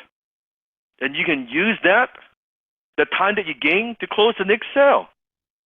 Use the experience that you gained to close more sales. There's nothing wrong with that. It's a win. You do not lose. You get it? You do not lose. That's perfectly fine. Now, I've collected a group, like a bunch of these objections. I'm going to handle them all. And the way I handle objections, as I say, it's like a kung fu analogy, right? Someone throws a punch. How do you redirect? How do you strike back? How do you preempt that strike, the preemptive strike? How do you do that? So I'm going to make it a little bit more interactive, okay? And then we're also going to open up for some role play. So here's the first one. In fact, do it with me when I read out loud an objection. I want you to go, ooh, like something scary. Someone's throwing a punch at you, like, ooh, okay? And when we handle the objection, we can have some fun with this. You can like this. When we handle the objection properly, so I'm going to state the objection. You're going to go, whoo. And I'm going to teach you how to handle the objection. I'm going to give you exact line to say. And then you're going to say, boom. That's how it's done, okay? Boom. You're going to say boom. So you get objection, you can say, ooh. And then you're going to say, boom, when I handle the objection. Now, last time when I did this, remember, Kayvon, I used that funny, whiny voice, which all HTC family members love. I was just going to say, like, we're going to have a lot of fun in the next We're going to have hour. a lot of fun. It's going to be a blast. I love that. You're going to have a blast. So, okay, here we go. So, I'm going to use that whiny voice for every single objection. Some I will handle. Some maybe Kayvon could handle, or Desmond could take a stab at it. Either way. So, here we go. Can you prove that it will work for me? Ooh. How do you handle this? Kayvon, you want to give it a try? I don't know. Can you prove that you'll show up? Can you prove that you're going to listen? Can you prove to me that you'll be coachable? Boom. You put the responsibility back to the prospect. You don't try to explain. You don't try to justify. Can you prove that it will work for me? Yeah, exactly what Kayvon said. Can you prove to me that you're going to show up? Can you prove to me that you're going to do the work? Can you prove to me that you want this? Kayvon? Yeah, you know, Dan, just by asking that question tells me you're probably not even ready for this program. Mm-hmm. It doesn't sound like you're going to be a very good fit, does it? Boom. Very short. You don't need to go on explaining again and again and again. No. That's it. Before we move forward, I wanted to mention, too, is notice throughout the next hour, we're going to handle 50 different objections. But we're going to use maybe 3 to 5 different techniques, and that is it. Mm-hmm. We're going to change the way we do it, the way we approach it, but it's really just 5, probably 3 to 5 core fundamentals. And you'll notice the nuances of how we do this. Mm-hmm. Next one. It sounds too good to be true. It sounds like a scam. You know what, Dan? You're probably right. What do you think? What makes you think this is going to be any different? Boom. One more time. Now, I'll say it again. It sounds too good to be true. This sounds like a scam. Ooh. Desmond? You know, you're probably right. Now, what makes you think this is any different? Boom. Again, put the responsibility back onto the prospect. You know what? You're probably right. This party's a scam. Why are we talking today? Well, like you said, how do you think it's going to be different? You tell me. Right there, you've gained back control. Why are they asking this question? Think a little bit deeper. Because they're afraid. The prospect is afraid that he or she's going to make a wrong decision. So instead of fighting it, agree with them. Yeah, you know, you're right. Maybe I know it does sound good to be true. Maybe it won't work. So why are we talking today? Should we get off the phone? Write this down. Very powerful question. When you want to take it away. Should we get off the phone? When was the last time you hear a salesperson on the phone telling you, should we get off the phone? They will never get off the phone until they say everything they want to say. You are saying, should we get off the phone? And very often, sometimes the prospect will say, oh, no, that's not what I meant. What I meant is actually this. And sometimes they apologize. Doesn't sound like we're going to be doing business. Should we get off the phone? You see how the energy shifted with just two lines. 2 lines. You see how it puts you in control. It puts in control. Here's another one. Let me read out loud first. Yeah. No, you go ahead, Kevin. Yeah, go ahead. No, I was going to say this one was the one that just changed it all for me. Well, wait, I'll let you read it. Can you guarantee I will get the results you claim? Ooh. Kevin? Hey, Dan, what kind of guarantee are you looking for? Boom. I mean, let's pretend I could give you that guarantee. What would happen next? You see how Kevin turned it into a commitment? Instead of guessing, oh yeah, I'll give you a 30-day guarantee, I'll give you a 60 guarantee. You don't know what the fuck they're thinking. Ask them. So what kind of guarantee are you looking for?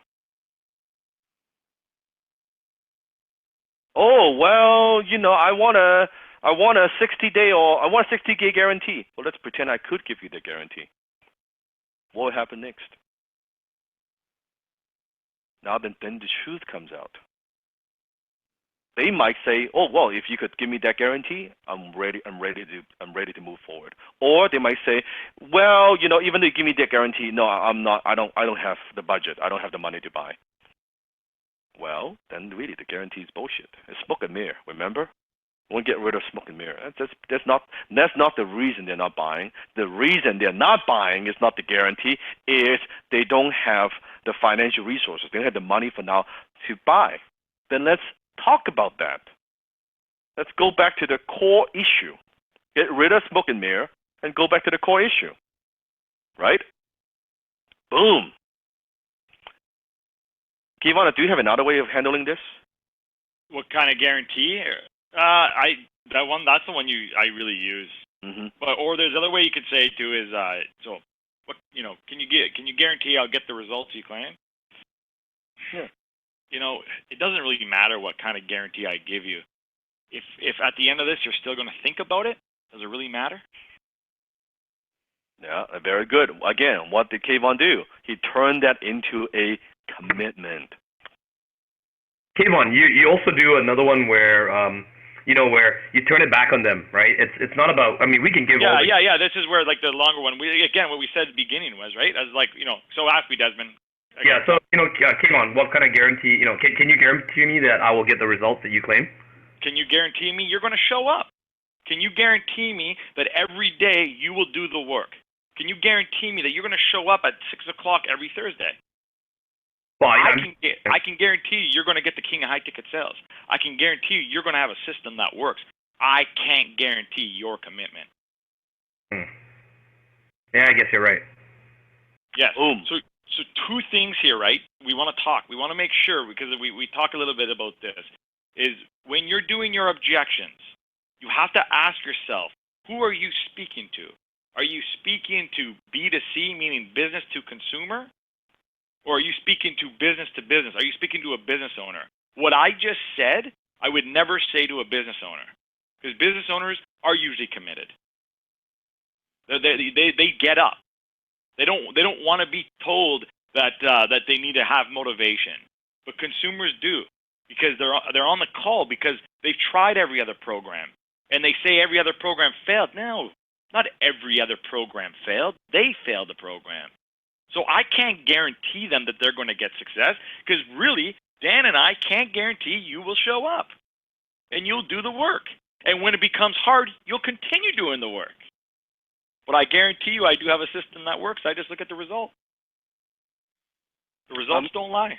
I'm going to give you an example. So let's say there are some scenarios where the program that you are selling, you're closing, there's actually, you cannot, let's say you cannot actually offer a guarantee. And there's no guarantee with the program, hypothetically. Let's say pretend a program like that. So what do you do if you cannot offer the guarantee? Now, example, I'll do it like poorly. I'll see if I can try to do it poorly. It's not easy when I do it poorly. Hey, Dan, can you guarantee I'll get the results you claim? Well, that's actually a program. We have a lot of success stories, but we don't really guarantee our program. What do you mean you don't guarantee it? Why would I do it if you can't guarantee that I'll get results?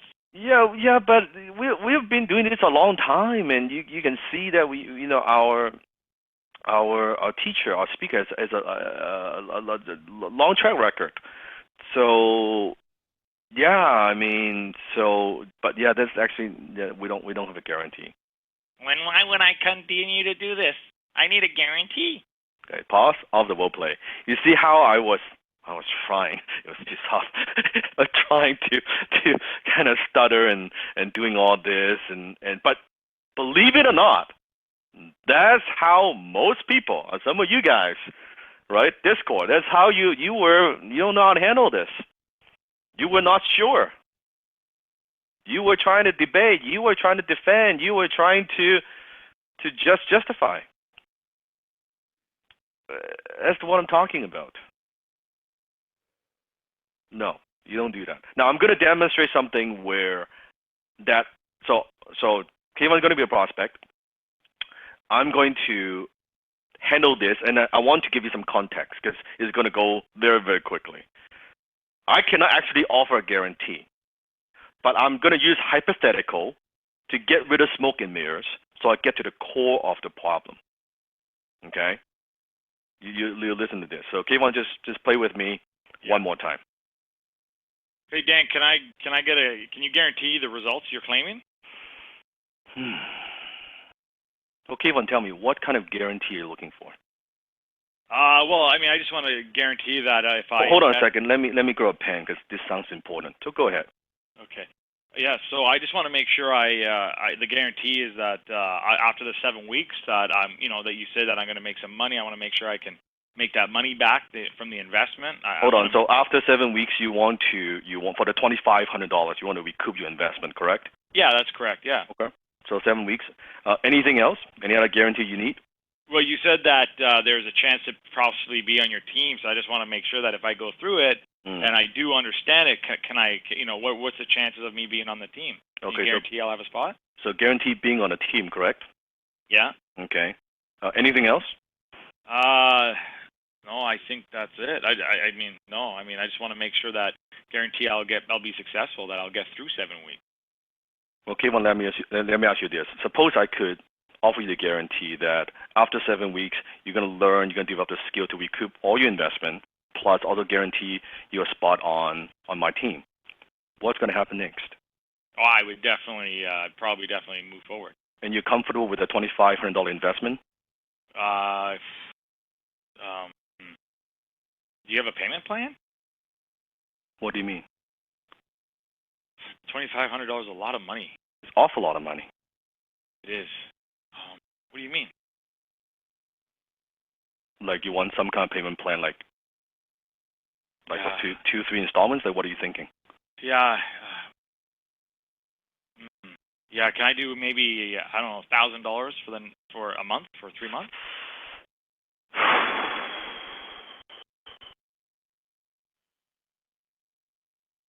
Let me think.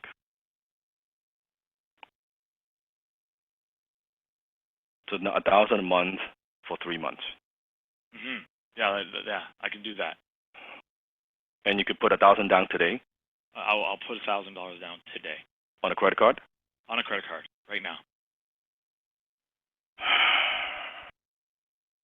And Kayvon, suppose I was to accept that offer, what would you say to me? I would say thank you, and I'm going to make sure that I get through the 7 weeks and make you look good for helping me. Kayvon goes back. Now I want to circle back to the guarantee. Okay. And Kayvon, you come to me because I believe that you trust my credibility and what I could teach you. Correct? Yeah. I can't guarantee if you're going to make the money or not because that's not up to me. It's up to you. I also cannot guarantee that you're going to be on my team because that's up to you. It's not up to me. But what I could guarantee you is I'm going to do my very best to train you, to give you the skill that you need. And if you put in 100%, you're going to set results. But I cannot guarantee the $2,500 that we recoup your investment. I cannot do any of that shit. Nobody could guarantee that. And I don't want to start our relationship based on a lie. You don't want me to lie to you, do you? No, I really understand that, Dan. I appreciate your honesty. No, you're right. It is up to me. So where should we go from here? Well, I want to prove to you that I can do it.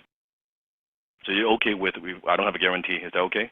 Yeah, I'll give you the $1,000, and I know that if I just listen to you, and I put in the effort, I'll make it. Pause. Off the role play. Put in the comment box. What have you learned? What have you learned? So I've done a lot of things there. You might want to listen to it again. There was a couple of redirection. There was a hypothetical. But listen to my tone. Get rid of smoke and mirror. Get to the bottom line. Come up with a solution. Circle back.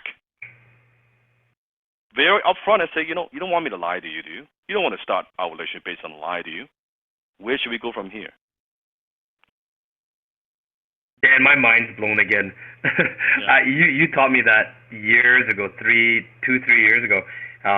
But even I myself, I would definitely re-listen to that one over and over again, even myself again, because I know that to pull that off, I want to make sure that I would definitely understand the moves in that and then do it smoothly. That was priceless. Even if anyone could just do even 10% of that, I think they're already in a better position. Yeah. You did multiple moves there. That was amazing. Yeah, and that's the tone, the question, your posture, everything.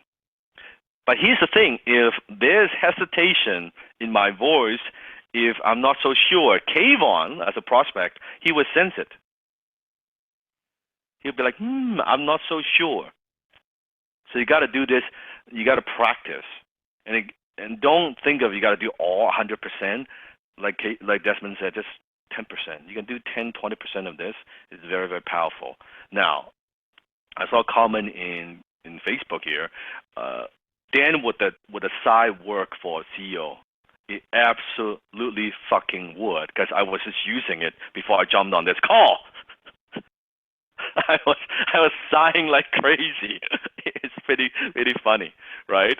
Because I can see I was getting resistance, and I wasn't going through. So I was asking questions. So I was like, man, yeah, you're right. I don't see how this would work. What do you think? And he was explaining about, well, I think maybe we could work this way and work that way, and how we can work together. I'm like, you sure about that? Yeah, I'm sure we could make it work. Maybe we can also do this and this. I guess that's a possibility. We can explore that a little bit further. Of course it will work. Because every single salesperson they talk to is all enthusiasm, all excited, all whatever. And you're like, just imagine you're seeing a doctor. Again, when you see a doctor, when he sighs, you're like, shit, what's wrong with me? Am I okay? Please, what do I need a surgery? Like, man, Kayvon, I don't know, man. I look at your blood tests. Right, Kayvon, how would you react? You're like, my God, what's wrong, doc? Oh my God. Give me the solution, please. Am I dying here? What's going on, right? You're like, man, I think we have a little bit of problem here. There were so many good layers there. Like even I'm going back and listening there. One of the best ones that I liked right away was when you cut me off. We talked about not cutting off, but when I was like, "Oh, I want a guarantee," and you're like, "What? Okay, one second. Let me get my piece of paper. Let me act. Like, remember, act. Let me act like this is very important. I'm going to write this down. And when you're talking, I'm going to cut you off. But you do that. There's such finesse. And the timing, and it looks very simple, but you have to do it very, with elegantly. It's not easy. I know it's not easy, but I want you just to demonstrate and teach you the possibility that you could get to this good. It's possible you could get to this good. But for now, listen to this. Just listen. Do your best to observe. Can you do that? Just be a good student. Do your best. Just to observe. Don't get overwhelmed. So that's the guarantee. This is more like a question from Neil. I'm confused with the closing part, specifically receiving the payment when they don't have enough money or they can't process the credit card during that time, and will just call back when it works. How should I receive the payments in these situations? There are many answers to this. I'll let Kayvon chime in first, then I'll also address this. Yeah, well, I mean, at the end of the day, to me, this could just sound like it's a bad prospect, or there's resistance. Remember, any objection is just like it's a form of resistance. And in this case, let's just take option one. You're not actually talking to someone who can afford the program. That's your bad that you would get this far into the call and to find out they have no money. You got to qualify them at the beginning. We talked about that last week. Remember, Dan qualifies right at the beginning. If we're to move forward today, are you able and are you capable of investing money today? So that's number one. So you're talking to a bad prospect. Number two, then we just get into objections, and I think we're going to have a lot of these talk about this, Dan. So I don't want to blow it right now. So what you need to get to the bottom line is, if you're not going to collect payment on the phone, the distinction that I want you to get is, are you not collecting payment because you're afraid to get a commitment from them, or is it a legitimate issue? If it's a legitimate issue, then I still want some kind of commitment from them. What I don't want is, yeah, no problem, I'll email you, I'll call you back, I will send you the payment or whatever. That is this vague reply. I don't want that. Hypothetically, let's say it is a wire transfer. Let's say it's a huge amount that you cannot put on a credit card. So let's pretend I'm the prospect. Kayvon, you are the closer, okay? And you're gonna collect. It's a $50,000 deal, and you need $25,000 wire to you, okay? So you're not collecting credit card, but I'm the prospect. And so I'll say, yeah, so Kayvon, I'm ready to move forward. Yeah, but I cannot do a credit card because it's too large amount to put on my card. Okay, no problem. What can you do? Can you do a wire transfer? Yeah, I can do a wire transfer, no problem. Okay, and how much can you do a wire transfer for today? Well, the program is $50,000. So what I could do is I could do $25K because I think this program is 60 days, right? So yeah, absolutely. So I want to do $25K today, like right now, and then 30 days later, $25K. Would that work? Might have a problem with that. Oh, what's the problem? Now, Dan, would you be able to do $30K today and the remainder $20K in 15 days? Yeah, I think so. Yeah, that's not an issue. Okay. And you're comfortable doing the wire transfer today? Today, actually, because I still have some work to finish, but I can definitely go to the bank tomorrow morning. Okay, so tomorrow morning you're going to do the wire transfer, and I should see it at my bank tomorrow or the next day, do you think? I would say for what we do, probably one business day. You should see it the day after. So in 24 hours, I should see the $30K, and you're comfortable with spending the $30K and wiring that to my bank account? Correct. Okay, so what I'm going to do is I'm going to send you an email with my bank information. Yeah. Now, Dan, just before I get off the phone, I just got to ask you, you're not going to call me tomorrow and tell me you had a change of mind or a change of heart, are you? No, I'm very serious about this. No, I'm not. No, I'm committed. And is there any other reason I should know why you wouldn't be able to gather the $30K and why it would not get into my bank account in 24 hours? No. You have my words. Tomorrow morning, I'll go to the bank first thing in the morning, 10 a.m. I'll get this done. Okay, Dan. Well, I just want to say congratulations. I'm looking forward to working with you. Okay, thank you so much. Appreciate it. Okay. Off the word play, notice, so Kayvon didn't just let me off the hook and say, oh yeah, wire transfer. No, I want a time, I want a date, I want a confirmation. Again, that's kind of like a verbal handshake again. You're not going to call me tomorrow and say change your mind. If that's the case, let me know right now. I want a firm commitment. So it has not so much to do with are you getting payment, you're not getting payment. I'm talking about, do you have the courage, the guts to ask for the commitment? And get to the truth, get to the core. Get to the bottom line. If I sense, now let's do it one more time. Now I'm going to be a little bit wishy-washy. And actually I'm afraid to commit, but I'm using a wire transfer as a stall with Kayvon. Let's just hear the difference, okay? Okay. Again, I'm the prospect. So, yeah, Kayvon, this just sounds good. And so, yeah, I'll definitely, but I can put on the credit card. And so, how will we do this? Well, we can do a wire transfer. We can do a money order. Which one would work for you? Okay, a wire transfer, but I kind of, gotta go to the bank, eh? So, yeah, my bank is like quite far away. Well, that's a problem. I mean, how much do you really want this? If your bank's too far away to invest, I mean, we probably shouldn't even be on the phone, should we? No, I want this. It's just, It doesn't really sound like you want it. It sounds like you're thinking about no, it. I do want it. I do want it. It's just, and also, yeah, because you need how much you need? You need the 50, program is 50K, and you need how much? Well, I need 30K wired in the next 24 hours if you want to move forward. Well, that might be a problem because I do have the 30K, but I got some bills that I got to pay as well. I do have some money coming in. There's another 10K coming in next week that I know that I'm going to collect. When I get that, can I send it to you then? Well, I don't know. I mean, what happens if the money doesn't come in? Let me ask you, is this how you continue and always do your business? Always waiting for the next money to come in? Yeah, I mean, that's why I kind of want this program because I'm struggling with getting clients and I want to grow, right? And so it's just ups and downs. How do you live like that? Always wondering, now I get the 10K the next. What happens if the 10K doesn't come in? Then it will be, it'll be challenging. Then I don't think I can even afford the program. And then what about me? And then now I'm sitting here wondering what's going on. But I think it should be okay. It should be okay. My client, I've been dealing with this client for a long time, and he's always paying on time. And I know the money would be here like next Monday for sure. And then right afterwards, I can send 30K.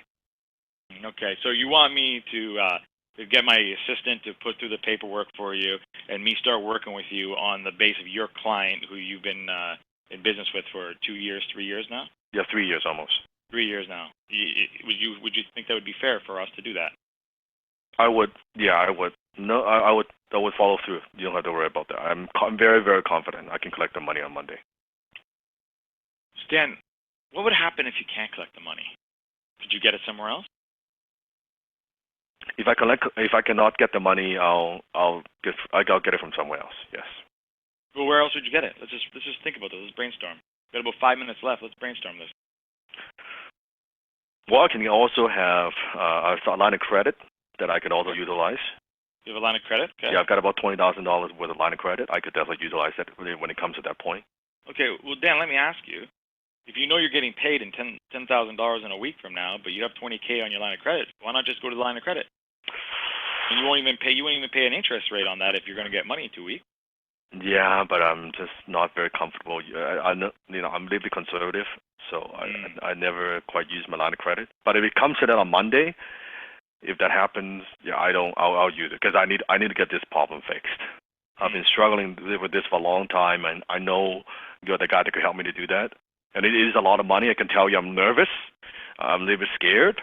It is. You know, Dan. It is a lot of money, and that's fine. You should be scared because you know that it's going to be a lot of work. But through a lot of work, there's going to be a lot of transformation, not just in your business, but how you operate as a business owner, how you show up as a husband, as a father. Now, let me ask you, because what I'm hearing is I can feel the commitment in you, but I don't think you're really committed to yourself yet. Is that the case? I think I'm committed. I'm just nervous. You think or you know? I know. I need to do something. I got to do something. I'm sick and tired of having these ups and downs. I got to solve these problems. So I get it. I understand that. I've been there. I remember it's a hard time. But if you're truly committed to yourself, then you shouldn't have a problem going and getting 10K out of your line of credit, knowing that commitment level that you have is going to come back to you tenfold. And that the fact that you trust your client in 2 weeks to get you that 10K. I can't trust your client. I don't know them. But you do. So let me ask you this. You wouldn't be comfortable taking 10K out 2 weeks out of your line of credit so we can get this moving forward tomorrow, maybe the next day, right away, get this thing going for you. Would you? I think you're right. I think it just maybe it's an excuse, maybe it's my fear. I'm very confident my client will pay me on Monday. Okay. And if I do the wire transfer, really it's a couple of dollars of interest, it really doesn't matter. Then money comes in, and then Yeah, the money comes in, and yeah, it would pay off the line of credit immediately. Okay, so where should we go from here, Dan? Okay, and you would send me the wire information? I'm going to send you the wire information as soon as we get off the phone. Now, you said that you had 20K you can send over, and you're going to go to the line of credit and get an extra 10K. Yeah. It takes us to 30K. Correct. And is there any reason why tomorrow you wouldn't be able to gather that 30K and wire that to us? No, I could go to the bank tomorrow. That's not a problem. Are you sure about that? Yes. If you give me the information, I'll make a trip to the bank. I'll make it happen. Okay, you make that promise to me, and I'll make the promise to you that we'll get you through this. You'll never have to feel like this ever again. Yes, let's do this. Okay, Dan, just before I get off the phone, I have to ask this one last thing. Do you mind? Not a problem. You're not going to call me tomorrow and tell me all of a sudden you got to change your heart, change your mind, or the line of credit froze up and you got to wait a couple days because you got to get that 10K, are you? No. I need to do this. Let's do this. Let's do this. Okay. Congratulations, Dan. I look forward to working with you. Pause. All the role play. Oh, Boom. you gave me a hard one there, Dan. That was like right, but I want to demonstrate a bit, and you can see Kayvon not letting me off the hook. Digging deep, going back to the needs. A little bit of takeaway, a little bit of dance, right? A little bit of sigh, a little bit of turning objection to commitment. There's like 15, 20 things going on during that role play. And that's how the call would sound like, very much like that for a high-ticket sales. Remember what I teach, what I taught you guys. The sales conversation should not be a pleasant experience for the prospect. This is not pleasant for me as a prospect. It's not a pleasant call. It's stressful. It's a little bit scary. I'm a little bit worried and concerned. I don't know if I should do this. All the internal stuff, all my limiting belief, all my insecurities, all this shit is coming up as a prospect, right? Okay, and I was going to say, if you notice when you said that, yeah, I'm scared, I didn't go, oh, don't be scared. Oh, no, you should have no reason to be scared for anything. No, I said you should be scared. It's a lot of money. It's a lot of investment. Mm-hmm.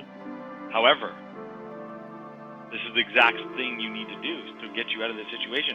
Notice how when he said there was the other thing too is this is what they always say when people say, "Oh, I don't have money."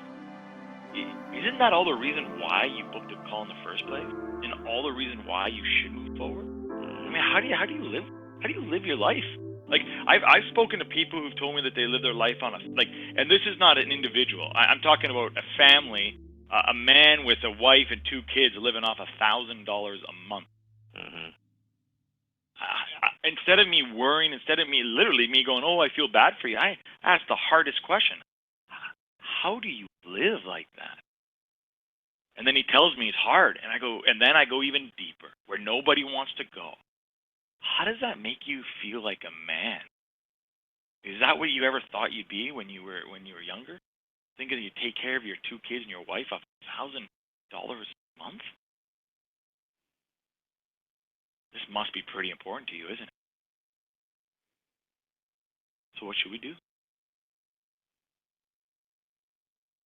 And that's why I want you to listen to Kayvon's tone. It's not putting people down. It's not pushing them and say, "Oh, you got to do this, man. You got to keep doing. You got to invest. You got to make a decision." No. It's coming from a different place. Listen to the tone. It's firm. It's firm. It's direct, but with finesse. Write it down. With finesse. The name of the game is asking questions with finesse.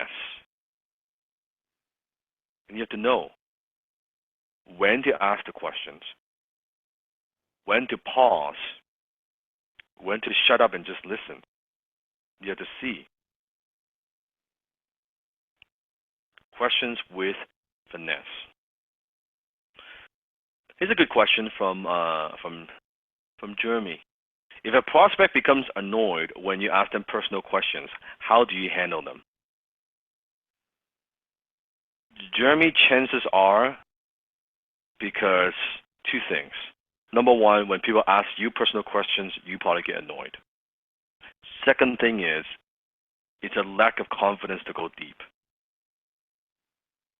So if you and I were role playing right now, I could probably tell the way you're asking those personal questions, you are not sure. So let me demonstrate. So Kayvon, pretend I'm asking you some personal questions. Again, I'm going to try to do it poorly, right? So you're the prospect. I'm the prospect. Yeah. I'll ask you some personal questions. Yeah, you're gonna ask me personal questions. Yeah. So Kayvon, you have any kids? Yeah, I got kids. Okay, a boy or a daughter? I got a daughter. Oh, I have a daughter too. Yeah, and she's like 3 years old. How old is your daughter? She's 3. She's actually 3 years old too. But why are you asking this? Well, because I think with this program, it's really going to help your daughter. What do you mean, my daughter? Well, because you'll be more successful, and you learn this skill, you make more money, and then you can, take care of her, and also, it's good to save up some money for college, right? Yeah, that's what I want to do. Yeah, save money for college. Okay, pause off the role play. See what I did there? Never broke. Horrible. I'm asking personal questions, but there's no. Kayvon could tell I don't give a fuck. Yeah, here's the thing: if you don't actually authentically, if you don't give a fuck, don't ask the question. Like, just don't even ask it, because they'll. I see it every day with even like waiters and stuff. Like, oh, how's your day going? It's such a lovely day. You don't give a fuck about how my day's going. No. Like, why even ask that? Just tell me what's on the menu. No. And yesterday we were Desmond, and Jenny and the team. We went to a very fancy restaurant, and the dinner was horrible. Kayvon, it's good that you didn't go because it was horrible. It's like one of the worst experience for me for a long time. Okay, and then at the end, the dessert, the waitress, came over and said, "How's the dessert?" And we were like, and Kayvon, and Kayvon, you're not there, but we were like, well, it's okay. Yeah. Basically means it sucks, right? It was such an uncomfortable pause because dessert took like half. They already buggered it all up, and it took like half an hour for the dessert to come out. It was such an uncomfortable tension. When she came over and delivered the dessert, she was like, "So how's it?" And nobody answered. It took us so long to even just mumble under our breath, like, "Oh yeah, it's okay," or something. Yeah, and then she slowly walked away, like faded away in the background. Then why the fuck do you ask? Yeah. Right? Then you don't even need to ask. If you're not going to do something about it. That's what I'm talking about.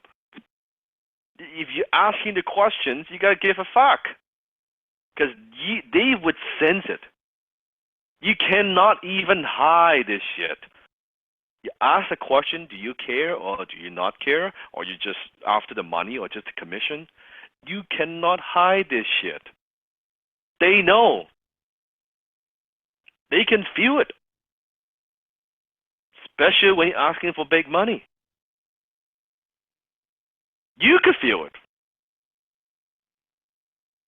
And that's the thing, when you're in your head, we're not connecting, you're not in your heart, and you're just focusing on a script, you're trying to do it right, trying to get it more perfect. Emerald, I'm talking to you, try to say every single line perfectly, give the perfect delivery. You're not going to get very deep with this. You're not going to get to mastery. And mastery is also knowing too when you can push to open them up, or also when to just go to the bottom line. So Dan, I never had this in my life. Actually, this was the first time. This was last week with an influencer, and I get on the phone, doing just breaking the ice in the first 30 seconds. Hey, how's it going? Blah blah blah. Good. Nope. Yep. Silence. And I said, oof. So you're a tough one, aren't you? He goes, I don't like small talk. I said, perfect. Neither do I. What do you want to talk about? Let's get to the bottom of this. And we got the call done in literally what I thought was going to be a half-hour call, got done 10 minutes. Mm-hmm. That's a very Ruby, right? He didn't want to talk. He's like, I told me straight, I don't like small talk. And you could tell in his voice, and being, again, at that master level, you can tell when someone is honestly saying, I don't like to talk to people. I do not like salespeople. Like, this guy does not like salespeople, does not like closers. He had a bad experience with them. So I'm not going to try to do anything. I'm just going to say, all right, what's the bottom line here then? Let's get to it. That was it. So listen. You have to listen. Not listen. with your heart. I was just going to say that. I was going to say, it's not just listening. It's also with intent. It's not just being mindful. It's actually literally listening with your heart. And that will allow you to put yourself in their shoes. Mm-hmm. And to connect. Remember, it doesn't said I have a way to connect with people. It's because I'm listening. I'm hearing their voice, and 9 out of 10 times they are in pain. Whether it's a level 2 pain, level 3, some are 10 out of 10. They are in pain, and if I can't connect with them, so there was a question that was asked before. Is the question that was asked, I guess, here was. I forget what it was, but what I was going to say to that was if you can't connect with them, you'll never be able to close them. And when things get hard, that's what he said was, this guy's getting annoyed by you. He's getting annoyed by you because you never made a connection with him in the beginning. Mm-hmm. So if you don't make a connection with them, they're going to get annoyed with you. So it's your job, it's your duty to make that connection, and you got to break it. I'm going to teach you 2 things. This is kind of off the script a bit. Off the topic a little bit, but it's very, very important. Number 1, think about the people around you, okay? The day-to-day life, and people that you know. Even maybe the people you dealt with in the last number of years. Maybe in business, maybe in personal life. How many of them, just think about it, and I want just the first name that comes to mind. How many of them are actually good listeners? How many people can you name that they actually are good listeners out of all the people in your life that you know? And they take the time to listen and ask questions. Just think about that. In some cases, the people closest to you don't even fucking listen to you. So when a closer on the phone, because we want to be listened to, we want to feel special. It's a basic human need.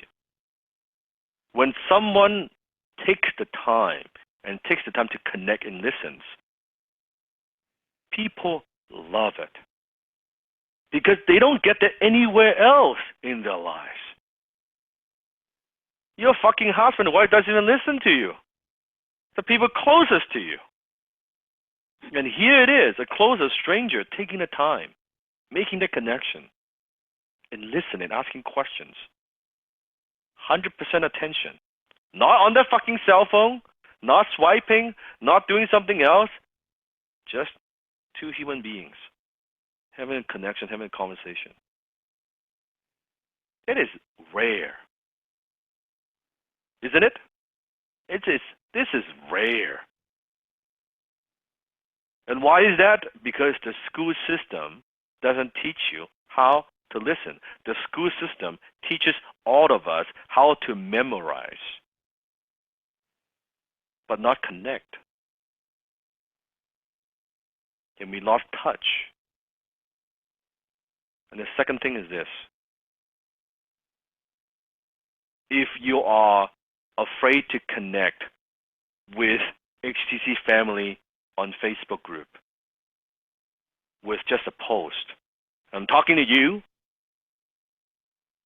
the observer, the ones who are hiding behind, the ones in silence, the one never comment in the Facebook chat, the one who don't never post. You're so afraid to connect with people, even just through a social media platform, through a written text format. How the fuck are you going to connect with a prospect on the phone? How you do anything is how you do everything. You're afraid to connect in this way, I guarantee you're going to suck on the phone.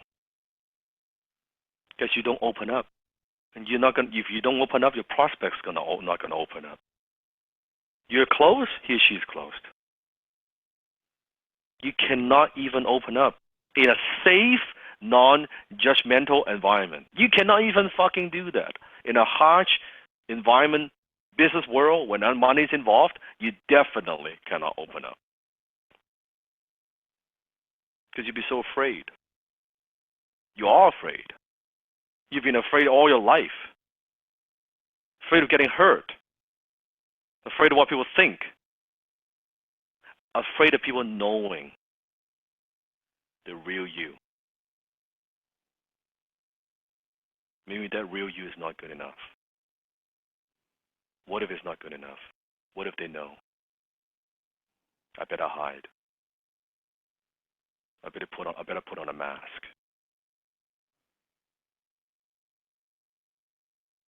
I don't want people to know. It's not just closing. It's not just closing others. It's closing yourself. Closing yourself. Stretch yourself out of the comfort zone. Do things you're not comfortable with. Don't tell me the bullshit. I'm not on Facebook.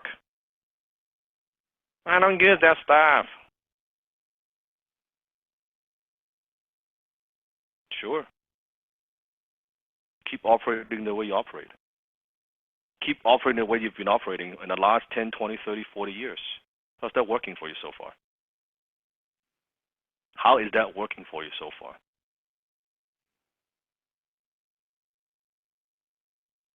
Don't be afraid of technology. Just be a master of technology. Don't be a slave.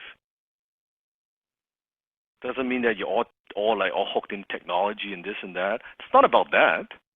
It's about using a tool. It's nothing more than a tool, a vehicle. Most people, they go on Facebook, waste time. We, high-ticket closers, we go on Facebook to make money. Once you make some money from Facebook, trust me, you'll like Facebook more. When you can get to Facebook, go to Facebook, you have questions, you post, you have all your brothers and sisters from all over the fucking world want to jump in and help you. Get the support with no agenda, no hidden motive. Just there to support you. Where else are you going to get that? Doesn't cost anything. You have lifetime access. Then why don't you use it? It's not just closing. It is not just closing. This is literally why XTC is so powerful. XTC is a big fucking mirror. That's why it's so transformational. If I were just to give you some script, read the fucking line. Then it's one of those lousy Me Too sales training program. No, I inject my DNA. I inject my belief. This is an extension of me. This is an extension of who I am and what I believe, and I'm passing that to you, that knowledge. But I'm making you face yourself. Don't bullshit me. Tell me the truth. What's going on here? No, tell me the truth. What is going on here? And that's it. When you can tell the truth, then you can be free. You can change. You cannot build success on a lies. You just cannot. Put in the comment box. Put in the comment box. When you can tell the truth, you can be free. Powerful. Biggest lesson. I think I told this story, but one of the biggest lessons I've learned was that right there. When you can be and tell the truth, not always lie, these white lies to yourself, to your family, to everyone around you.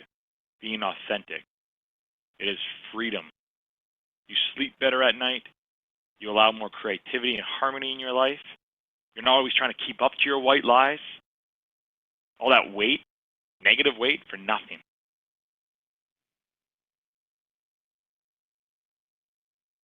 So I'm talking to you. If you have not been commenting in the Facebook, that's okay.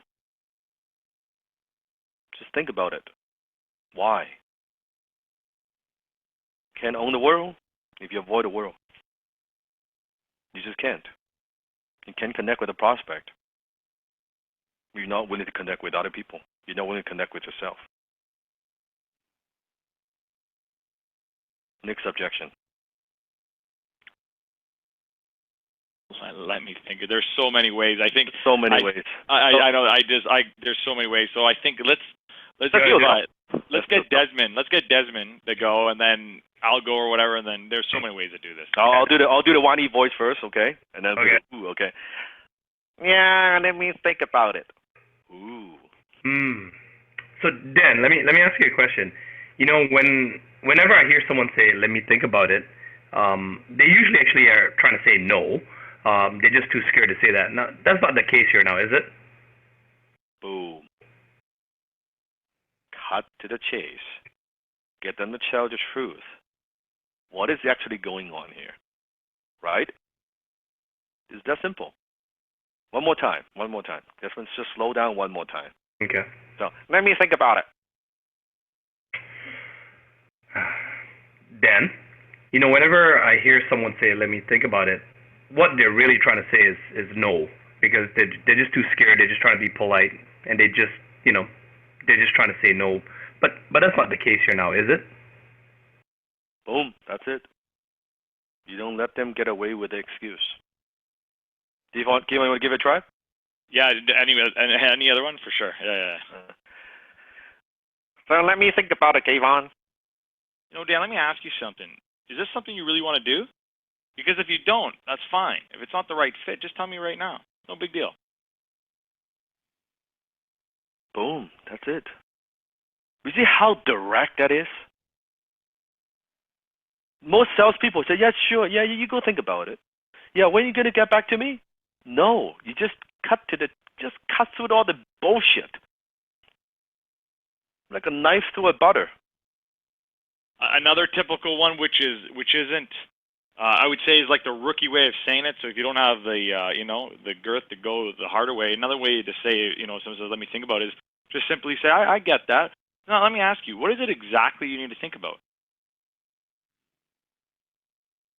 Be precise, specific. Then I might, as a prospect, I might say, "Well, I need to think about time. I don't know if I have time to do this, or the time commitment." Time commitment. Okay. Tell me about that. Because I'm so busy. I'm going to work. I've got to work 2 jobs, and it seems like a big time commitment. You said there's a class every week? There's a class every week. 4 hours.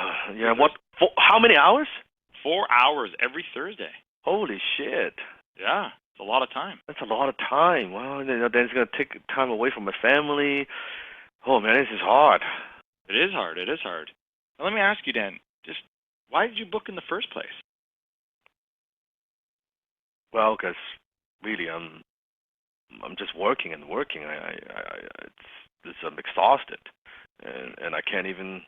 I want to spend more time with family. Time's a big thing. Family's a big thing for me. I want to be able to spend more time with them. And now it's like 4 hours more away from my family. So if not this, then what? I mean, what's the plan? I don't have one. Well, let's talk about that. We can go on. Yeah. We can go on forever. But again, there's so many ways you can go with Lemmy. You can even, depending again who you're speaking to. If they're sapphire, if they're pearls, you can even laugh and go, "Let me think." How many times have you said that in your life? Really? How many times have you said, "Let me think about it," and you actually thought about it? And then they'll laugh, and then they'll giggle. Would be Ruby. You laugh at a Ruby, it pisses them off. Yeah. How many times have you actually said, "Let me think about it," but you've never actually done it? And yet, year after year, day after day, hour after hour, you're wondering why nothing changes. Because you're always in the thinking mode. Now, the one thing I know about business is about thinking. It's about doing. Now, isn't it time for the once in your life you stop thinking and you start doing? And you put yourself in that position to start really going after what you want? Getting that better life? Come on, man. Thinking about it doesn't work. Very good. So, boom. What about? Let me give you another example. Let's say sometimes it's not all in the slides, but when people have the time objection, like I don't have time for this. Kevon, do you have a good? Yeah. I mean, again, so if this is something where It's a program, like for our program, right? Because it starts, it's on a time thing, right? You just simply, so ask me, go, say I want to start in a couple months or whatever. I don't have time. I am so busy. Mm-hmm. So I mean, when could you make time for this? I think maybe in 2 months. See, Dan, that might be a problem. For one thing, we're really busy, and I'm not sure if we'll have a spot for you in a couple of months. See, another possible problem I might have is that we're actually only take one client at a time. And if somebody comes in, or kind of gets on the phone and we have a lot of calls and wants it, I would hate for you to call me back in 2 months and I have to say no to you. Now, Dan, you don't want me to say no to you, do you? Oh, okay. Wow. Yeah, I guess I gotta clear my schedule a bit and just make it happen, eh? I mean, you don't want to do that, do you? Yeah, it can't be that important. No, it is very important to me. Sorry, what was that? It is very important to me. So what would you like to do? Where do we go from here, Dan? Boom. Positive offer role play. Very good. You can hear that. Another one that you could do, I don't think I taught even you guys this one. This is a good one. Let's say, Kayvon, you said, I don't know if I have time for this. Good, so go ahead. Yeah. All right. Dan, I like what you got going on here, but I'm busy and I don't think I have time for this. Can I start maybe in a month from now, 2 months from now? Kayvon, absolutely you could, but usually when people say to me that when they don't have time for something, what it really means is this is not that important to them. Isn't this the case here? No, it's important to me. I got a couple projects on the go right now, and I just want to clean those projects up and then be able to really focus on what you got going on in a month from now, 2 months from now. And I think you mentioned to me that you were just struggling with the cash flow, isn't it? You've been having and you're right. I do have a little bit of cash flow issues, so I'm a little. So what you're telling me is you won't make the time to solve this problem. Seriously, when is a good time to solve this cash flow problem? Do you really want to wait another 2 months? Well, when you put it that way, I don't think so. No, I mean, it's up to you, really. What do you think I should do, Dan? I don't know. You tell me. I guess I could, and then again, I think that's enough. Reverse psychology, all of that, right? Boom. Yeah. Again, cut to the chase. Where I don't have time. Well, when I hear that, what it actually means is this is not that important for you. Well, it is important, yeah, but not important enough to make a commitment today, is it? Well, I guess you're right. And then maybe you do. You can ask them. So, what would it take for you and I to move forward today? Here's another one. Ask me. I got one more. I remember this one. Give me another one. Same one. Not a good time. So let me think about it. Oh, this is time one, right? I don't have time for this. I don't have time for this.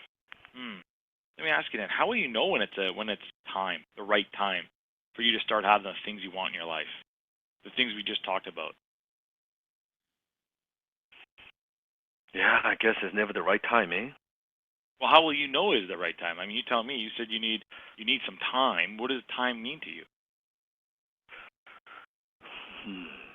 That's a good question. I guess the right time is when I'm ready. Okay, so we have a bigger problem then. It's not about the time. It's about your commitment. Should we talk about that? Yeah, I think we need to talk about that. So where else are you not committed in your life, Dan? And then we can go. Oh my God. Go on and on. Same idea. So you are one redirection goes back to the needs, finding out the pain point. It's the same. It's the same. But you notice how I uncovered even a deeper? Like there's even a deeper one? Because remember, this is resistance. This is, again, objections are resistance. It's just them resisting. They want it, but they have fear. They have all this stuff that goes to their head. They have excuses like time, kids. It's just resistance. It's how we play with resistance. As a high-ticket closer, we play with resistance. And sometimes the prospect might say something like, I don't have time. Sometimes I might say depends. I might say something like, well, does that mean maybe you don't want to do it or you don't know how to do it? That's good too. Because either one of those. Well, I guess I don't really want to do it. Then why are we talking today? And we can take it away. Again, you can use the line. Should we get off the phone? So play with resistance. Play with resistance. And okay. we're going to move on. I was just going to say with the let me think about it. Here's the key we've missed, Dan. If you set up the call properly, like Desmond does and Dan does, they will never give you this objection. It doesn't even happen. Because at the beginning of the call, you asked them not to give you this objection, and they agreed they wouldn't. They would make a simple decision, yes or no. So if you've done this properly, we don't even have an objection like, let me think about it. Set the agenda. Step 1, agenda. Qualify. And the funny thing is, when you do it properly, you follow the steps, you're asking questions with finesse, you're listening, you are communicating, you know that the gen personality type, all these things, I'm telling you, these objections don't come up a lot. Now I'm closing, objections just don't come up a lot. Part of it is also my belief, that the conviction, just the conviction of what I have in what I do. So it shows. People can hear that. So if you're getting a lot of objections, examine that a bit about your belief. Maybe you need to read the creed like 3, 4, 10 times a day. Something. You got to do something to build a stronger belief. Because when two people, here's the thing, when two people communicate, when they make that connection, whoever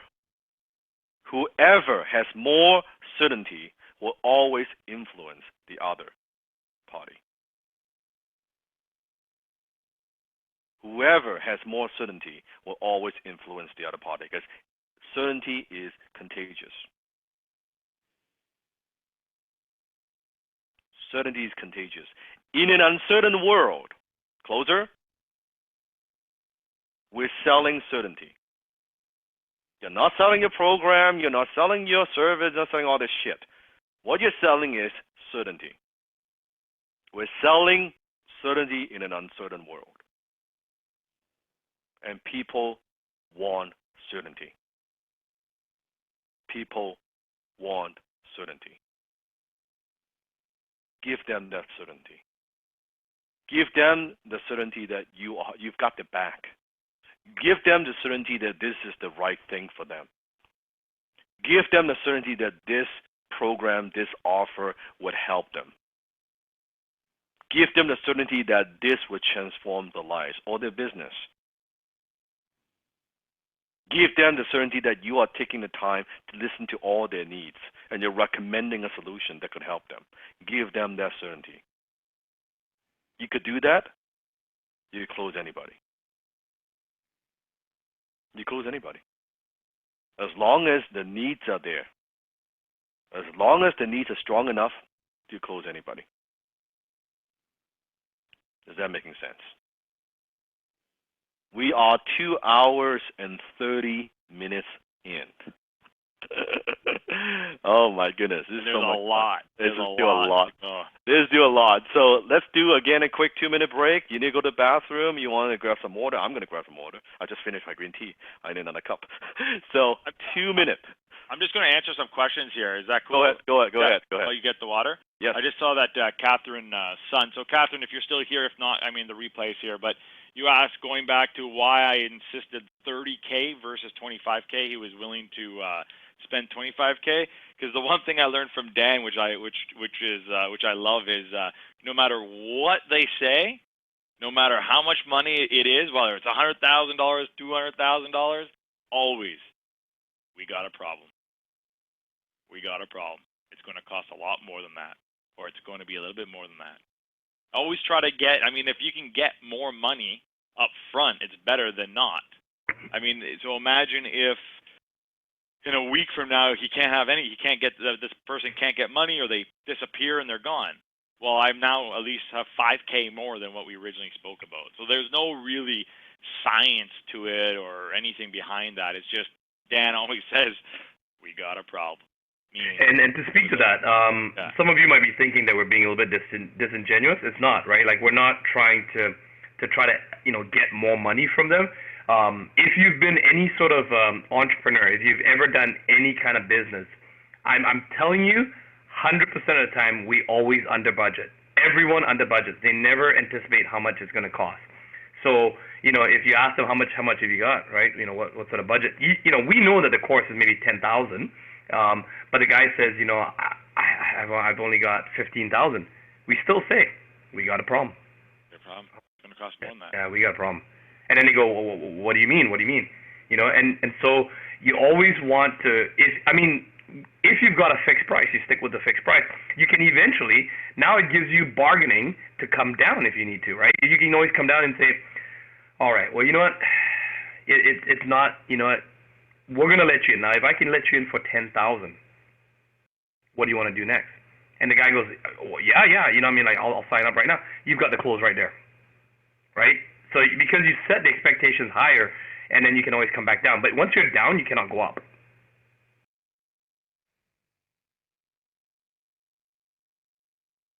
Kayvon, did you go take a picture? Yeah, I was gonna say that's the truth. I loved it. Yeah, once you go down, you can't go up. That's for sure. I thought you also went to use the washroom or something. No. I just put myself on mute there for a second. You know me. I don't drink. I don't go to the washroom. Water. I'm invincible. No, I'm just joking. You know what? Just because I know we're waiting for Sifu to come back, and I was thinking here, just completely off closing. I was thinking, I just had this energy. Desmond, you said I feel people, right? Yeah. There's an energy coming to me from someone. It could be someone, could be a lot of them, could be one person in this group where I'm feeling they're disconnected. They know they want this. They're hearing this and it's gold, but they have this it's almost like they're in their head going, this isn't me. I don't know if I can do this. I don't know if I'm good enough. And I just wanted to speak to that person or to the people that are feeling that right now, because I remember being in programs like that. Where you didn't feel like you just didn't feel connected. You knew you wanted it, but there's something missing. Or the opposite, where you get really, really excited, like, oh my God, this is amazing. I'm gonna learn this. I'm going to be the best. And then a week later, you're right back to where you were. Like all that steam's gone. And I was trying to think to what was the difference with me doing this with Dan and going through this than what I did for 30 years and kept failing. And I think it was, and I kind of got back to when I was high, when I was, this is amazing, I'm going to get through this. I never believed it long enough for it to happen. As soon as something came up, as soon as something became, you feel like you're drowning a little bit, I lost all steam. I would pivot. No, I want to do something else. Or maybe this isn't for me. I just never believed in it long enough. And I want to speak to that person that you have to believe long enough, more than 24 hours or 48 hours, that you really want something more in your life. The one thing Dan and Desmond and myself, we can't teach you is your belief in yourself. We can drill it into you. We can try to show you how we believed in ourselves, but at the end of the day, you have to believe in yourself long enough till it comes to you. You got to believe in yourself long enough till you get it. Some take a week, some takes months, some takes years, but you have to keep going. So I want to say I resonate with you. I understand where you are. If you were to say, well, Kayvon, what do? I'd just say it starts with belief. And don't seek it from outside. Don't seek it from your friends. Don't try to seek it from your parents, from your old past. Seek it from within. Seek it from the creed, from the person you're becoming today. And you will get through this. I promise you. That's a great point. And in F U Money, I said the secret to wealth is committing to one idea over time. Most people are broke because they never committed to anything. For most people, the 7 week is a big fucking commitment already. They wonder why they're broke. They can't even commit. No, it's not even 7 weeks. Let's face it. It's once a week. Once a fucking week. They can't even do that. That is too much to change my life. Oh my God. You wonder why you're fucking broke. Yeah. That's the attitude that they have. But you're not like that. You're not like them. You're not like most people. Wealth is committing to one idea over time. Can you imagine this? You go to your backyard. You planted a seed. You put it in the dirt. You cover it with dirt. Next morning, you go to the backyard again. Where's my fruit? God damn it, where's my fruit? What's happening, man? I just planted a seed yesterday. Where's my fruit? Shit. Maybe something wrong with the seed. Why doesn't it rain? Maybe I should, you know what? Let me pour some water on it. Pour some water on it. Put some nutrition on it. Maybe that would go. And then tomorrow, next day, you go back to your backyard.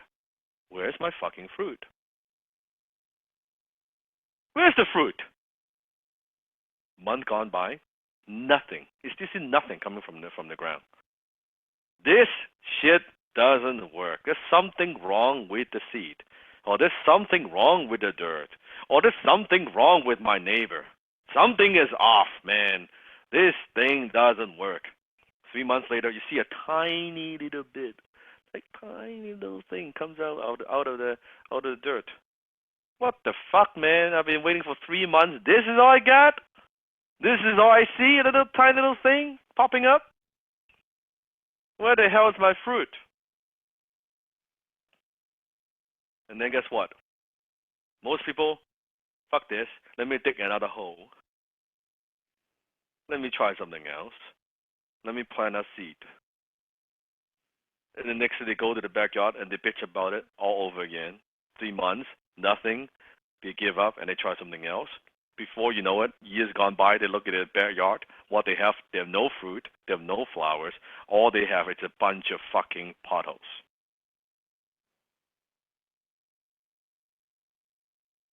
Isn't it true? That's how most people operate. That's why they never succeed. Versus the way I operate, I'll tell you the way I operate. I pick a seed, and I know that's a great seed. It's going to grow a beautiful, beautiful trees. It's going to give me fruit that I can feed myself and feed my family for a long time. Let me plant that seed. Let me nurture it. Let me look at it. I'm going to be grateful to have this seed. I make sure I mow the lawn. I make sure there's no weeds, no negativity growing around this beautiful seed. And I watch it grow. And every day I'm very grateful. Maybe for months, 1 month, 2 months, 3 months, I don't see anything coming out from the ground. That's okay because I believe that's a great seed. I know it's a great seed. I know this is the right environment for that seed to grow, to flourish. And I see there's something coming out of the ground. And it grows a little bit more every day. And I nurture it, give it the right proper nutrition, the right attention, the right time. I'm eager. I'm ambitious, yet I'm patient. I let it grow, and I let it grow, and I let it grow. Wow, this is beautiful. But I don't try to pluck the fruit too soon. I gotta let it grow until it becomes stronger and stronger and bigger and bigger. Before you know it, wow, look at this tree. Look at all the fruit. It's not just enough fruit for myself. It's enough fruit for my family. Fuck, it's enough fruit for my neighbor. I can give it away. And guess what? Each fruit also has so many seeds. Now I can take those seeds, I can plant some new trees, and it grows bigger tree. So much abundance, so much fruit. I can't even finish it all. And it keeps growing and growing. But most people never get to that stage. They never see what it's like to have that much abundance. To have that much abundance. Before you know it, you've got a fucking forest. But most people, all they have, look at the back, a bunch of potholes, and they bitch about it.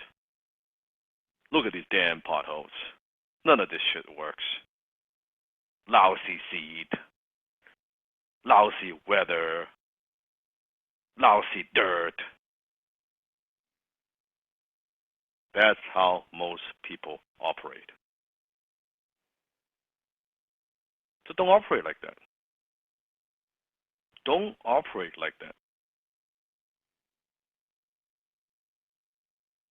Rule number 2. We gotta go a little bit faster.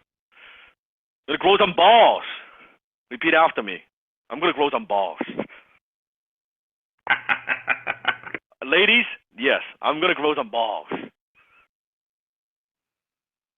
What does that mean? Have some courage.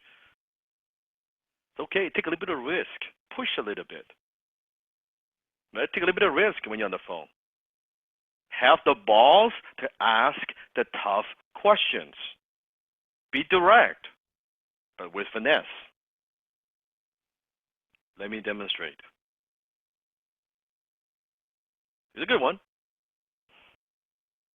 Why should I pay you so much? There are other companies who charge less. So, Kayvon, you want to try? You'll be a prospect? Yep. I'll handle. So, let me read the line. We're going to do ooh, and then I'm going to handle it, okay? So, try that. Yeah. You be a prospect, I'll be the closer. Oh, okay. You want me to be a prospect? Sorry. Okay. Dan, why should I pay so much? There are other companies charging a lot less. Ooh. Well, Kayvon, let me ask you this. Why do you think people pay us that kind of money? Because you get them the results. I'm sorry, what? Because you probably get them the results. I don't know. Take a guess. I would say it's probably because you get the results done, yeah. Let's pretend I could get you the results. Do you think they're comfortable spending that kind of money to get you the results that you want? Or should we get off the phone? Well, I mean, I don't know. I mean, I can go somewhere else and Absolutely, you could. Yeah. What? Absolutely, you could. So why are we talking today? Because you were referred to me, and they said that you can get the job done. Yeah, but I charge a lot. Yeah, you do. So how are we going to solve this problem? Even let's pretend I could help you, and I could solve your problems. How are we going to get past this money issue here? I guess by getting those results. Right, pause, off the role play. Notice, don't justify. Well, that's a lot of money. Yeah, it's an awful lot of money. Why do you think people pay me that kind of money? Oh, well, she must be good. Well, assume I'm good. Assume I can do that for you. You're comfortable paying or investing that kind of money. Answer a question with question. Oh, here's another one. Okay, why don't you do one more? Yeah. You're the prospect. Okay. Same question like you. That's same objection, but this time you actually, I want you to kind of insult me a bit, okay? And just say, well, these people, they're just like stupid. They pay this kind of money. I'll never pay. Okay. That kind of thing, okay? So, Yeah. So go ahead. Well, Dan, why should we pay you so much? I mean, the other companies charge a lot less than that. Like, people would be stupid to pay the money they pay you. So, Kayvon, why do you think people pay me that kind of money? It's a crazy amount of money. Exactly. It's crazy amount of money. Yeah. So why would they pay you that? I don't know. I guess there's just a lot of stupid people out there paying me a lot of money for no reason. I guess. Seriously. Yeah. Why do you think people pay me that kind of money? Oh, obviously because you probably get the job done, or they wouldn't pay you that kind of money. That's correct. Assume I could get the job done for you. Do you think it's worth paying that kind of money to get a job done? Well, I don't know. Then I would be one of those stupid people you just talked about. I don't know. You tell me. Hmm. You know what? Doesn't sound like we're going to be working together. Whoa. What do you mean we're not going to be working together? I don't know. You don't want to be one of those stupid people, do you? Well, those stupid people are getting the results now, aren't they? I guess. But How I got to much go. is it? Yeah. Yeah, off the role play. But that's how it sounds. That's roughly how I would handle it. And I gave you a hard one too. Like I was wondering what you were going to do there. That was, I don't want to be those stupid people. Yeah. Well, yeah. And should we go, right? That's it. You take it away. You just take it away. You got to grow some balls. You take some balls to do this. Can you see this? right? You gotta have a little bit of oomph, and not to be afraid. Say, well, yeah, you know what? There are a lot of stupid people pay me a lot of money for no reason. Seriously, they're all just fucking stupid. And that's why I'm in business for all these years. Do you really believe that? Come on, Kayvon, you sound like a smart business guy. Do you really believe in that? Well, I guess not. and very often, when you have that posture, 9 out of 10, I can tell you from experience, they apologize. Yeah. Then the truth comes out. The truth is they're afraid. Or they can't fucking afford it. They can't fucking afford. Here's another one. You want? Okay, Kayvon, here's a good one. You want to hear another one? Here's a good one. Same one? Yeah. Let me think.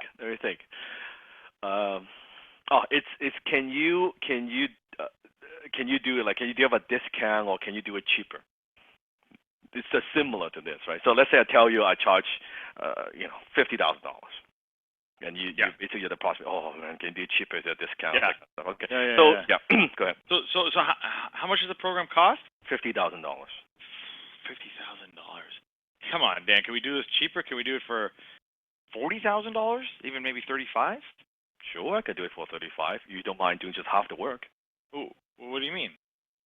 Because if you want me to go cheaper or give you a discount, I can do half the work, get half the results. Is that what you want?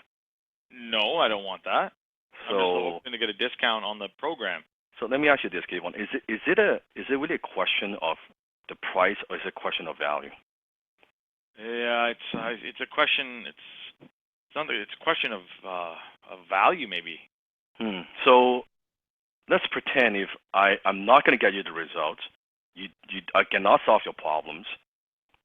Does it really matter if I charge you $35K or $50K? You're not going to be happy, are you?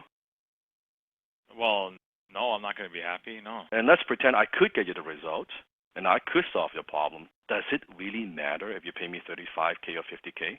Definitely not. So where should we go from here? It's a good point, Dan. Maybe there's nothing you can do. Not even 5K, 10K. No. Okay. Do you have a the payment only plan? thing? I'm sorry. What? Do you have a payment plan? Pause off the role play. Same thing. Then we go into payment plan, Yeah. money issue, and all that stuff. It's the same idea. So is that question? Repeat after me. Say it with me. Is it a question of price, or is it a question of value? That's the best one. Yep.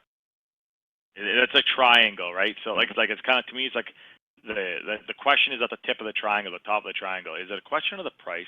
Yeah. Or is it a question? And then another one. Does it really matter? Does it really matter if you get that 10-20% discount? Like, does it really make a difference if I can get the results you're looking for? Does it really matter? And I'm telling you every time, yeah, it really doesn't matter. Another line I like to say, sometimes I would say, hey, Kayvon, I've been in business a long time. And one thing I've learned in business is this, that no fee is too high for success. Almost any fee is too high for failure. If I could help you become successful at blank, does it really matter what I charge you? Boom. Boom, it's done. So practice that. Okay, there's a lot in there. Okay. It's the same thing we just did. Here's a good one. Why should we choose to work with you? In fact, I'm going to challenge you a bit. Why should we choose to work with you? Put in the comment box, how would you handle this? So why should I choose to work with you? There are other people that can do this. Well, there are other people who can do it cheaper. So why should we choose to work with you? Put in the comment box. I want to see how you will handle this. I'm seeing a lot of I don't know. I don't know. I don't know. Why would you? Why would you? Yep. I don't know.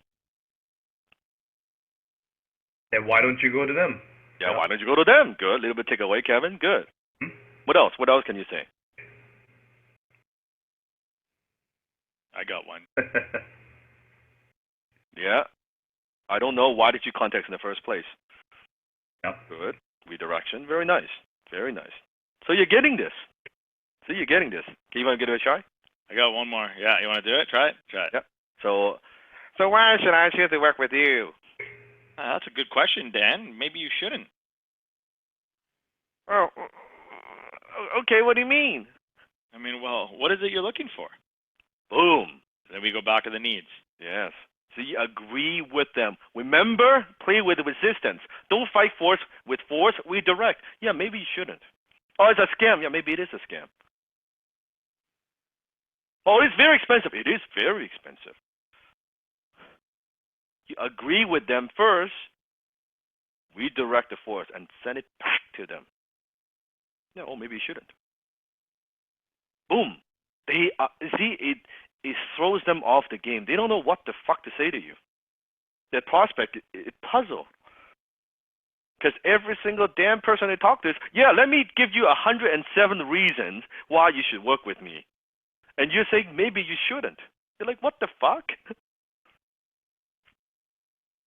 They're like, their mind is blown. They're like, what? It's such a pattern interrupt. They don't know how to deal with you.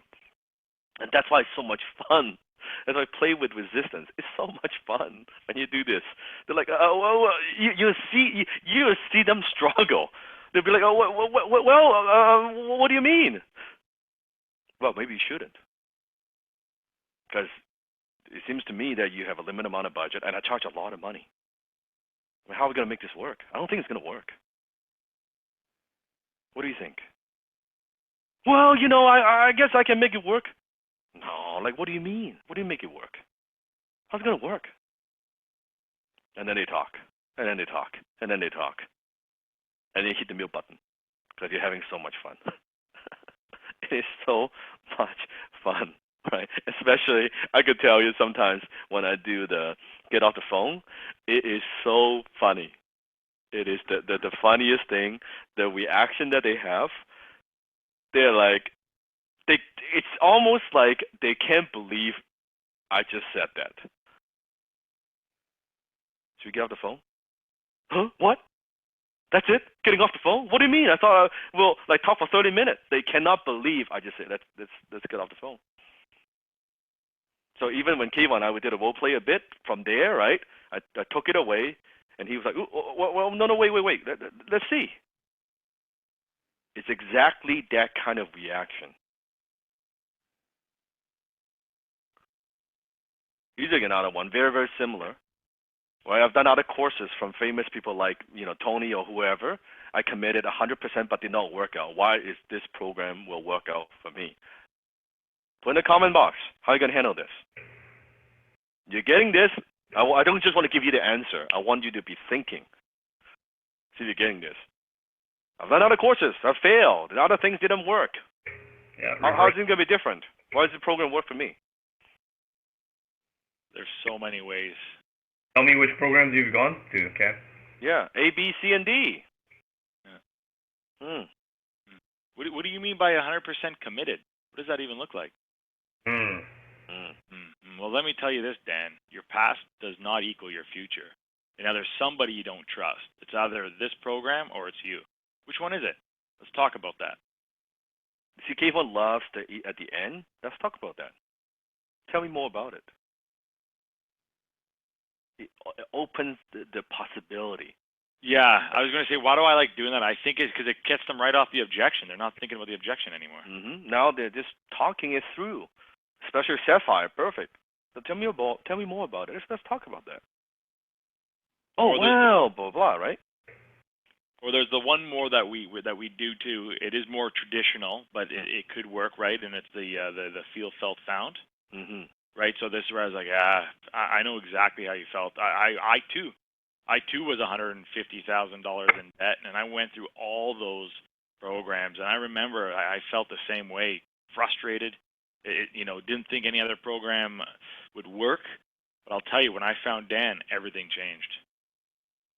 And that's when I started looking at my life differently. And that's when I stopped taking the program, stopped taking these calls, and I started implementing. And very quickly after that, I started earning. And the pre-frame, and also add to that, right? We always talk about how in HTC we're not teaching you typical sales tactics, right? And the feel, felt, found, right? Dan, you can even speak to this as well. It's something that is used by typical salespeople, but in this particular case, you can use the feel, felt, found if you do it the right way, like what Kayvon just did, right? So, because what happens, why feel, felt, found gets so thrown under the bus is because a lot of MLMs like to use it, and people overuse it. So the moment people hear that, they're like, oh my god, the guy's doing the feel, felt, found on me, right?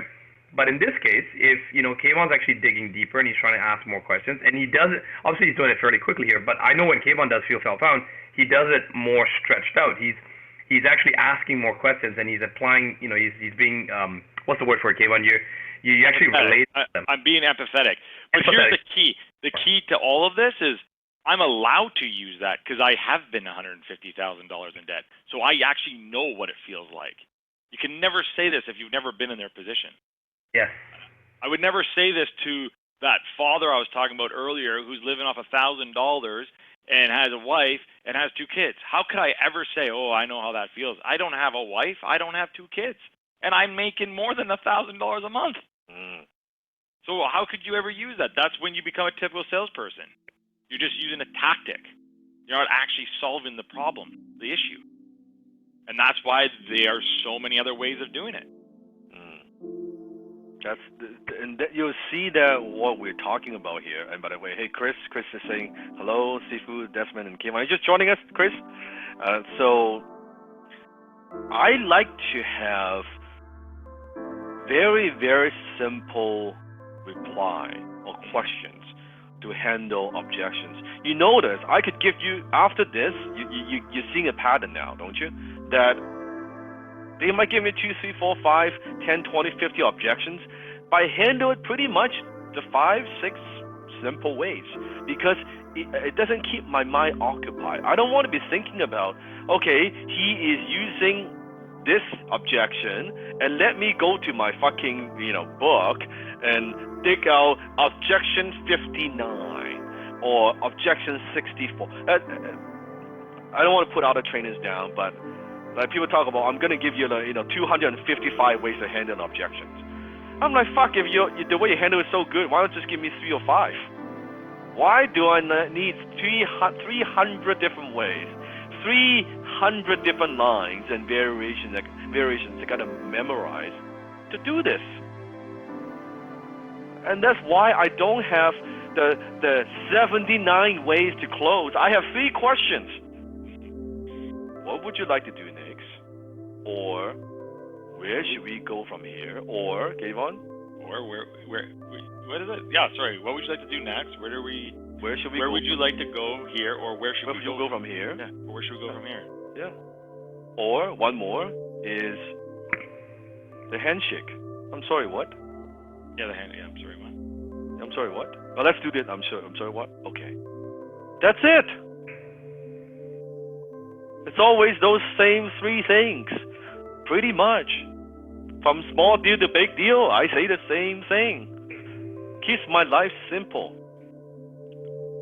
Right? Maybe one more, let's bottom line this. Yeah, let's bottom line this.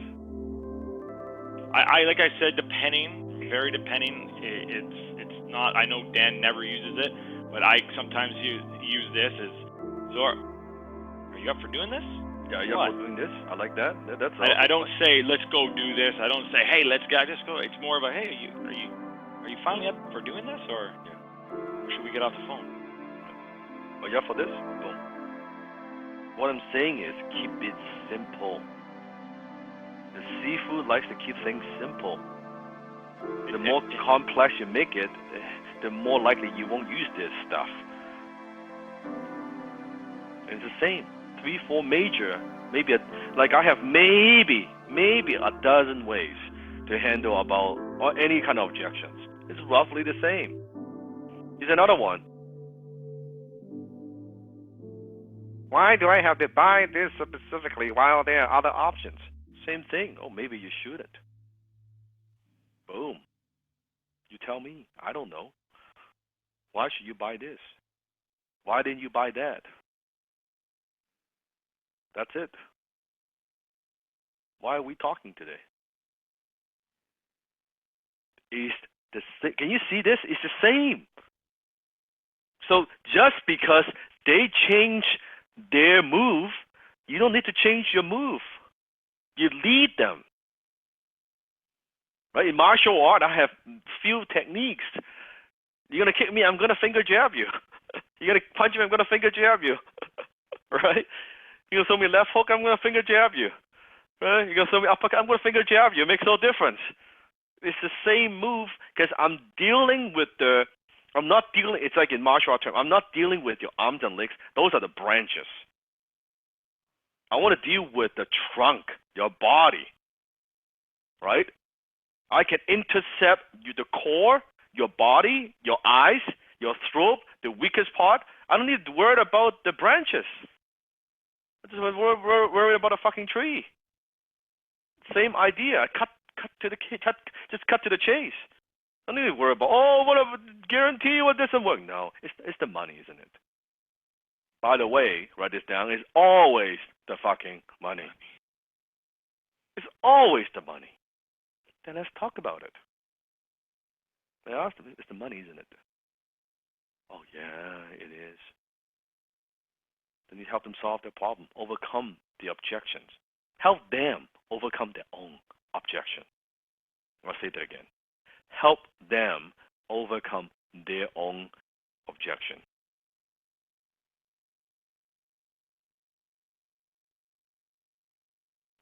He's a good one. It's not so much an objection, but a question. Really excited prospect. Do I close them right away or continue the same process? I end up killing the motivation to buying with continuing the process. So remember what I said. When you get on the phone, scale 1 to 10. Below a 5, what do you do? What do you do when it's below a 5? Reverse psychology. When it's above a 5, ask questions to bring up the needs. However, when they get on the phone, they are excited. They're ready to buy. They're like 9 or 10. Be very careful because the most enthusiastic prospects, there's only one direction they could go, and it's going down. So those you need to handle with caution. Those you actually need to kind of take a little bit step back. So let me just quickly demonstrate. I'm not going to do the whole thing. I'm just quickly demonstrate. So Kayvon, pretend you're a prospect. You call me. Yeah. Highly recommended. You've been studying my work. You're a huge fan of my work. You're just super sapphire, super excited, and try that, okay? So check this out. Is that Dan? This is Dan. Dan, oh my God, Dan, it's Kayvon here. How are you? Oh, hey, Kayvon, how are you? Oh, I'm awesome. I've been waiting all day for this call. I've been watching your videos. I have been your #1 fan since you started. Do you remember that video? You did that video 5 years ago, the very first video you uploaded on YouTube. You remember that? I appreciate it. It changed my life. It really changed my life. So what's going on? I cannot believe I'm talking to you right now. You're very, very kind, and thank you for your support. So what can I do for you, Kayvon? Oh, Dan, I saw your webinar, and it said that you can help people become basically like you, become a closer. And then I saw it, and I loved it. I want to join. Okay, pause, off the role play. Notice if he's super excited, if I get super excited, oh yeah, man, it's so good. Yes, I've been doing all that. No, calm, control. Oh, that's very kind. I appreciate that. So, Kayvon, what can I do for you? I'm bringing him back to the path that I'm leading him. I'm leading him, right? So you need to learn how to manage. What's the word? Manage the energy of the prospects. They're overly excited. Let's do this because it sounds to me he's super excited, but I haven't properly qualified him. I still need to go through the same process. Unless I know if I can feel that. Sometimes I break the rule, but for you guys, just don't break the rule. Sometimes, if I could see that they're just ready to go and money's not an issue, yes, I would just close the thing with 3-5 minutes and boom, just go into closing. But to me, that is risky because you never know. You got to be really good. I think the only Got to way be very, very good. Yeah. I mean, you could shut that down right away by saying, hey, Kayvon, you sound really excited. Yeah, I'm very excited. Okay. And you watched the webinar? Yeah, I watched the webinar. And you know exactly how much the program? Yeah, I know exactly how much the program. And you can make that commitment right now today? Yeah, I can make that commitment right now today. Okay, then let's go. Boom. Right? So versus 3, 4, 5 questions right there. Yeah, versus, I'm excited. Did you watch the webinar? Yeah. And you know how much it is? Oh, no, I don't really know. Well, you're not going to say, well, it's $2,500 because you've lost them. Because if you say, well, it's $2,500, well, what? Now where does Dan go? He has nowhere to go. Mm-hmm. He doesn't know my needs. Mm-hmm. He doesn't know my pains. Mm-hmm. He doesn't know nothing. He has no ammunition to even get me to commit. That's right. Now it puts me in a very defensive position. Now I got to justify, I got to explain, I got to now go back all the way to find out the needs. So it's a very risky thing to do.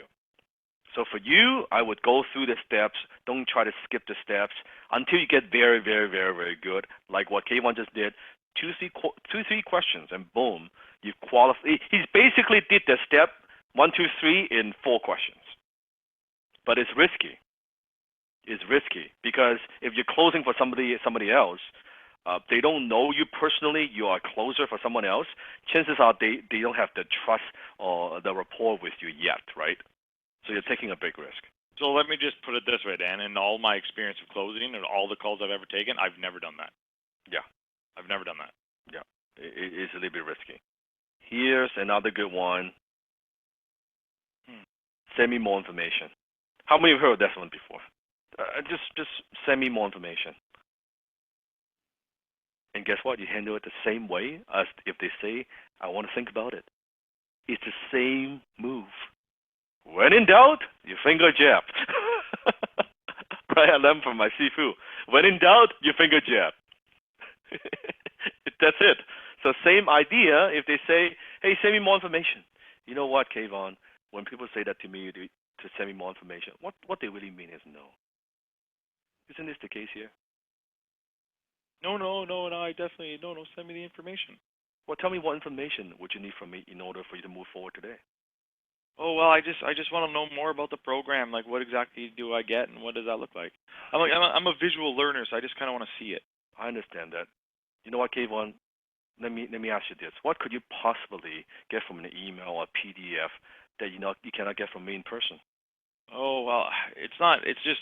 I'm a visual learner, Dan. I like to just see things. Can you send it to me? Okay. What would you like to see? Well, I like to kind of see like a layout of what I'm going to get. You know, what the weeks look like. Mm-hmm. What the week looks like. Okay. Layout and what else? Just kind of like what I can expect, like what you would expect from me. Okay. So both of expectations. Okay. What else? I think that's about it. Okay. So Kayvon, suppose I could give you all that. I could give you the layout. I can give you the week by week breakdown of the program, and I could tell you all the expectations, what I would expect from you. You comfortable with the $2,500 investment? That's no problem. Yeah, I mean, if it looks good, yeah, I am. Yeah, pretend it looks good. Okay. Yeah. So $2,500 is not a problem for you. No. And you are comfortable making that commitment today. If I saw that information, yeah, I think so. Yeah. Okay. And you don't have to talk to somebody else? Do you have a partner? Do you have a spouse? No, I'm the decision maker. Okay. Pause off the role play. See what I did there? I turned that into a commitment. A verbal commitment. A verbal commitment. Not just I want to make sure that is not an excuse. Not just send me some information and then they disappear. I'm saying, okay, let's pretend I could give you all that. Is the money an issue? What about decision? Can you make the decision on your own, right? Boom, boom, boom. What I did there. It was that simple.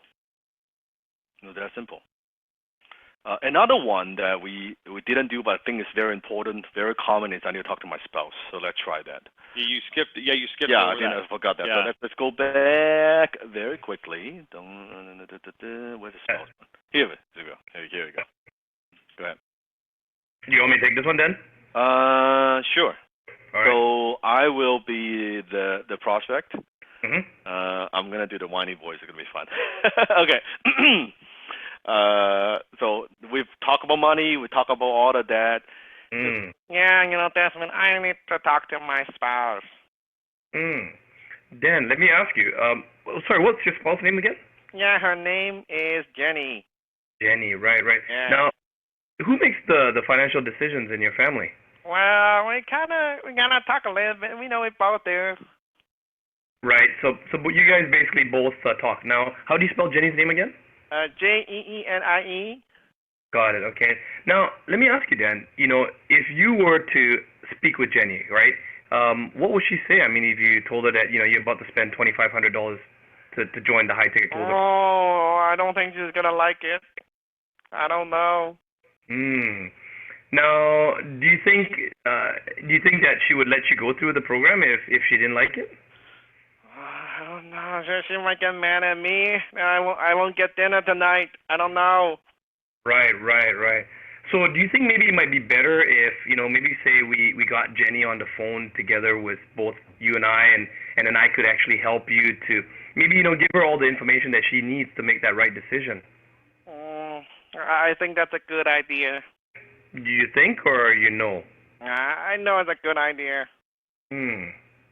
So when do you think you can get Jenny on the phone with us? Well, I guess, tomorrow. She's just in the kitchen. Hey, Jenny! I'm talking to this Desmond guy on the phone. He wants to talk to us. When can you talk? I think tomorrow is fine. This is cooking right now. Got it. Okay. So now, Dan, you said that Jenny wants to speak tomorrow. What time did you say? I think she needs to go to work in the morning, like say 1 p.m. 1 p.m. Okay. So we get on the phone tomorrow at 1 p.m. And I'm just gonna explain things to Jenny just like how we talked about today. And let's just say Jenny is okay with everything at the end of the call. What do you want to do then? You can convince my wife I'm doing this. I'm sorry, what was that? You can talk to Jenny, convince my wife. She's tough, but if you convince her that I'm doing this. Okay. So I know that you're committed. Okay, let's just see if Jenny's willing to support you, and if I can help you to explain things to her so that she supports you, you're gonna get started. Is that correct? Is that what I'm hearing? Yes. All right. So 1 p.m. tomorrow, right? Yes. All right. So when we hang up this phone call, I'm not gonna get some email from you or some message saying, Desmond, I changed my mind, or Jenny's come back with something else. Because if that's the case, you just tell me right now, and we'll end the call right now, right? Yeah, that's good. That's good. One applause. It's a good one. I was trying so hard not to laugh. That's a good one. so that's what I mean, right? The spouse, you want to handle it. You want to make sure that it's not an excuse. It's a legitimate reason. If that's the case, it's better to get a commitment and set the agenda, set the time, go back and handle it in a three-way call. And guess what? When you are getting on a three-way call, because sometimes people ask me, well, Dan, if I'm getting on a three-way call with a spouse, with a business partner, what do I say to them? What do I do? You do exactly the same thing what you've done like the day before. So let's pretend now it's tomorrow, and then Jenny's on a call. I'm on a call. Desmond's on a call. Desmond goes through exactly the same 3 steps as if he's never done it with me before. You go through the agenda. You go through the qualify. So he might say something like, I'm going to give you some lines to say. He might say something like, actually, you know what, Desmond, let's reverse. Let's try this, okay? Okay. Okay, I'm going to actually do something we've never done. Okay, K1, can you help me out? Yeah. I need one of you to be the woman, to be the wife. Okay. I'll be the woman. Okay, you be the wife. Desmond, you be the husband. I'll just be Dan. I'm just closing. Okay, but pretend so Desmond, you and I talked. Now it's the next day. Now it's 1 p.m. Right? Right. So I gotta do it in a whiny voice now. Yeah, you can do it in a whiny voice. Yes. So I want you guys to hear how I set the agenda and how I do a little bit of the dance. Okay? So listen to this. Hi, this is Dan again. Oh, hey, Desmond? Yeah. I got Jenny here. Oh, hey, Jenny, how are you? Hello, Oh, hi. Daniel. Oh, hi, Jenny, how are you? I'm very good, thank you. Yes. And Jenny, the purpose of this call is, Desmond, I don't know if he told you, we talked yesterday. and last night about learning a skill by taking our program. I'm curious, how do you feel about that? Well, he told me last night, and I don't like it. He always has these crazy ideas. Yes, yes. And Desmond, and how do you feel about it? Like I really like this. Jenny, you gotta listen. This guy, he knows what he's talking about. He's gonna help us make a lot of money. Oh, Dan, we looked you up, and you seem like a very, very nice man, but I have to tell you, we do these all the time, and we have no money, and Dan always gets me into trouble. And I totally understand. And now he wants to do another program, another crazy idea. Yeah, I mean, I don't blame you for not supporting him in this decision. Also, Desmond, before we go, Desmond also mentioned a little bit about, you guys, the financial situation. Tell me a little bit more about that. Yeah, Dan, you tell him. Well, I messed up a bit, but hey, I'm sure this is gonna work. I'm sure you're gonna help me make money, right? Pause off the roleplay, but you see, it's the same idea. You go through the qualifying, set the agenda. Now I'm going to the needs. Now both of them, so you can see in this case, Desmond, the needs are high, but the wife needs are very, very low. She is very, very skeptical. So in this case, I would spend most of my time probably actually talking with the wife, because I know if I close the wife, I've closed the deal. And chances are most of the time is the wife. That's been my experience. I mean, woman makes the decision in the household. Any big financial decision, the husband may be super gung-ho excited, the wife is not supportive, not gonna work. So I would, and you notice when Jenny / Kayvon comes on the call, very pearl, very soft. You see how immediately I shift my tone. I'm talking more to her. Right? Because Desmond's a bit more sapphire, a bit more ruby, but I'm talking to Jenny right there, one-on-one. And then during the entire conversation, I would probably spend 70-80% of my time talking to Jenny and listening, and then have him. And then if see, also you can see Jenny say, well, Desmond, you talk to Dan about our situation. I would say something. No, Jenny, I want to hear from you. Tell me how do you feel about this? Tell me about what you're going through. And then she'll open up and she'll talk, and from there, I'll do exactly the same thing. Does that make sense? Husband and wife. Husband and wife. Go to the next. Send me information. Guarantee. The next one was I need to look at my finances. I didn't look at my finance. Thank you. It's a good one. I mean, you've got a good line for that. So, hey, Ron, I need to look at my finances. Ooh. Yeah. Dan, I encourage that. But let me ask you, what do you think your finances would tell you? Not so good. Well, then what's there to look at? I get this negative. You have negative. So there's really nothing to look at then, you're telling me that. You're right. So what should we do?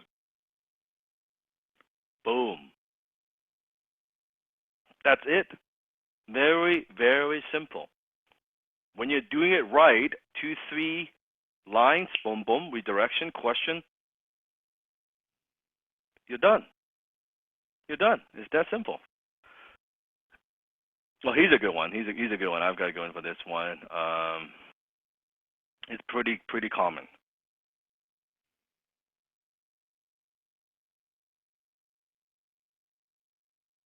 Remember this one, Kayvon? This is a good one.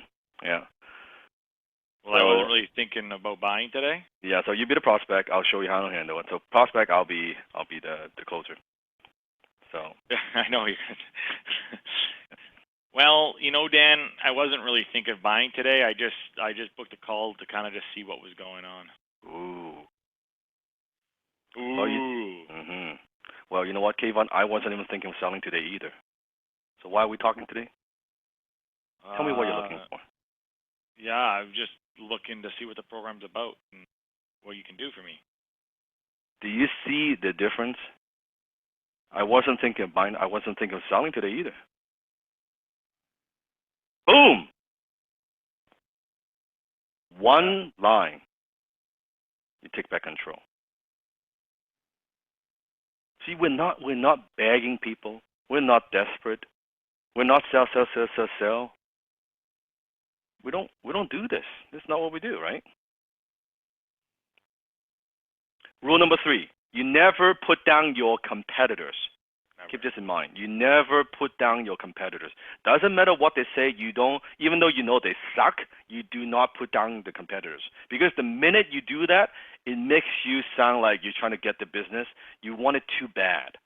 And you would badmouth the competitors. You don't do that. So the way we do it, reverse psychology, go the opposite direction. Okay? You go to the opposite direction. So Kayvon, we're going to move a little bit faster speed because we're not going to go through all the slides. I want to also have time to give them the assignment. So quickly, you'll be a prospect, I'll be the closer. So go ahead. So Dan, I love what you got going here, but I'm trying to decide between the other programs that I'm looking at, and I'm speaking to actually 3 other companies. Okay, what are the you said three other companies? What are 3 other companies you're looking into? I got the ABC Johnson Company. I'm speaking to. Those are, I mean, they've been around a long time. Those sounds like a good company. Yeah, they are good companies. So why? Let me ask you this: why didn't you go with them? Well, we're just actually shopping right now to see who can give us the best price and value. Okay. And what were you hoping to get from me today? To see what you can do over our competitors or over the people we're speaking with. Actually, sorry. So tell me a little bit about what kind of criteria, what you're looking for. Yeah, we're looking, number 1, for someone who can get the results done. Boom, off the role play, same idea, right? Go back to their needs. So whatever they say, those are good people. Why didn't you go with them? Here's another good one. What's stopping you? What's stopping you? Yeah. So don't put them down. See, again, when was the last time you talked to a fucking salesperson? They say, the competitor, those are good people. They're good. There's a reason why they're talking to you on the phone. You have to get this. They would have gone with them before they talked to you. There is something that's holding them back. Your job is to find out what that thing is. Otherwise they would have made a decision already. You got to find out. So I say, well, why didn't you go with them? Oh, because about this, because about that. Oh, okay. All right. And what would you expect from me? Boom. Now I can work with that. I can find out about the needs.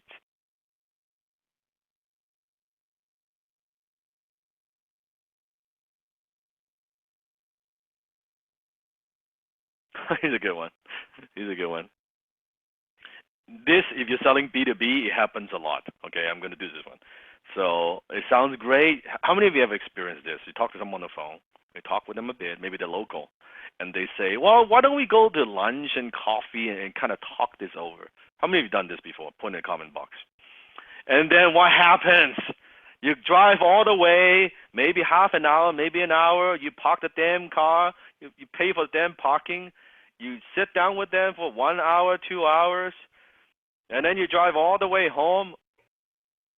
Sometimes you have to pay for their fucking coffee too. Yeah, and then you pay for the fucking coffee, right? A waste of time. A waste of time. Joey's saying they don't even fucking show up. It happens. So instead of doing that, here's what you do. Go ahead, Desmond. You try this. You'll be prospect. I'll be closer. Yeah, you did. This sounds really interesting. Can we do coffee or lunch? Maybe something we can talk over about this. Okay. Well, Desmond, I'm happy to do like lunch and coffee. But before we go there, before we talk about that, because I kind of want to establish a business relationship first. What exactly were you hoping to get out of the lunch or coffee? I kind of just want to kind of dig deeper, kind of get to know you a bit more, and find out more about this thing that you're talking about. Okay, let's pretend you get to know me, I get to know you, and you love what I do, and you think I'm the guy that can help you solve the problem. Do you mind if we talk about money for a second? Yeah, sure. Why not? Boom, off the role play. I want to find out. I want to qualify the guy before I ever turn on that fucking engine. If he's not qualified, there's no point for me to go to coffee and lunch. We are not going to do business. I want to find out all that shit ahead of the time, early. And you can see from Desmond's language, I love what he did. Well, when you hear these wishy-washy words, write this down. Very, very, very important. I'm thinking, I'm interested, I'm looking into. All these are indicators of very low needs. Very low needs. If that's the case, reverse psychology. I want to find out the money thing. I want to talk about the money. You see, very quickly. Well, pretend I like you, you like me, and love what I do. Can we talk about money? So then, if money's an issue, I said then, well, Desmond, it doesn't really matter if you have lunch or not. We're not going to do business, are we? I mean, you don't have the budget for this. How are you going to solve this problem? So if you're going there somewhere, you're going there to pick up the fucking check. You do not get in that car unless you're going there to pick up a fucking check. The deal is done. You've properly qualified them. At least 60-70% is a done deal. You're going there to seal the deal. And sometimes I would ask, let's say, pretend I do all of that and the money's not an issue.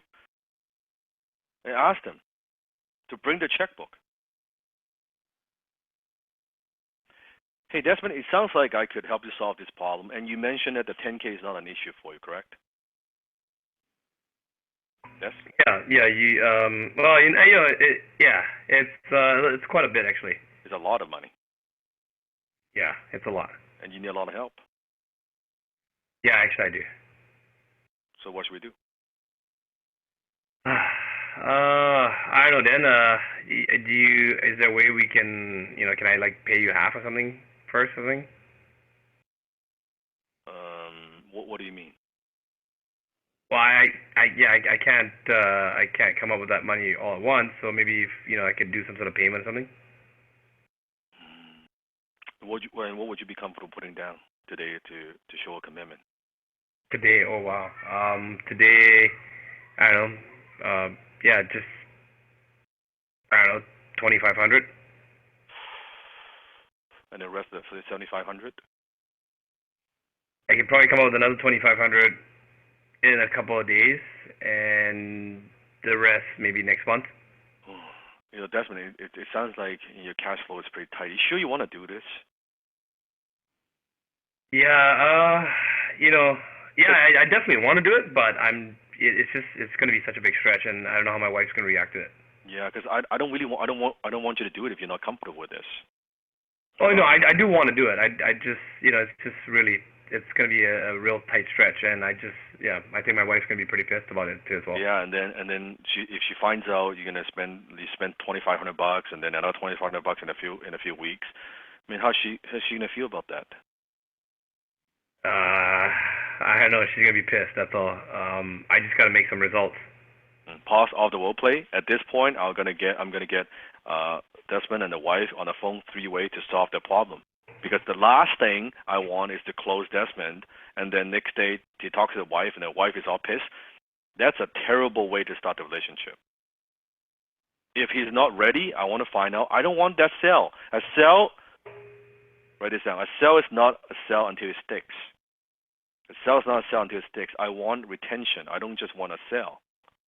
So there's no point trying to close it. Oh, let me get him right now. No.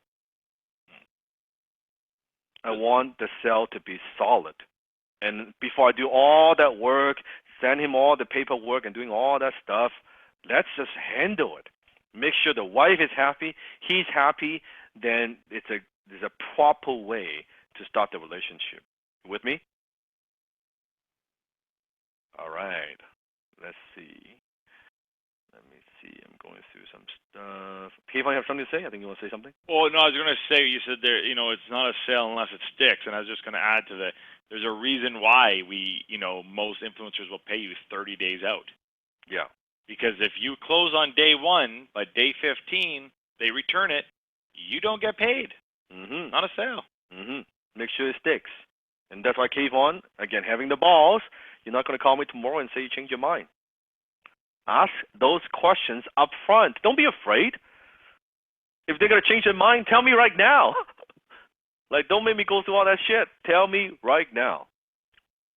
And then after they commit, right, and they give me the money, I even sometimes say, okay, now the most important question here, and I think you know what that is. No, I don't know what that is.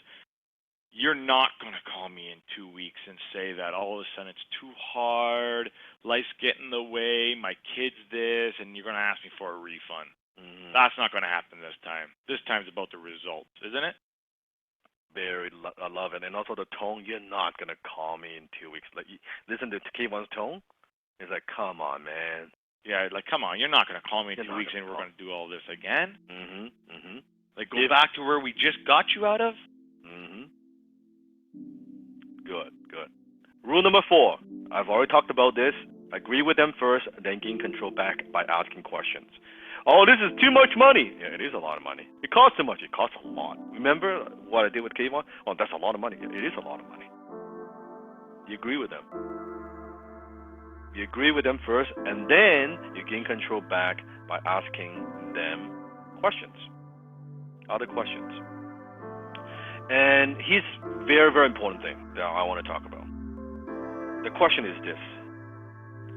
Why, put in a comment box, why do you think you're getting objections?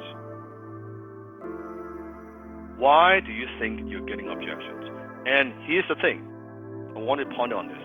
Maybe when you're role-playing, those objections come up. If you're doing sales, you're actually selling for your own programs and you're in business, you're already doing sales. Have you ever noticed it's always the same objection that comes up again and again and again from different prospects? You notice that? It's the same 2, 3, 4, or 5. It's the same shit again and again. You notice that? So my question to you is, why do you think you're getting the same fucking objections all the time? Why is that?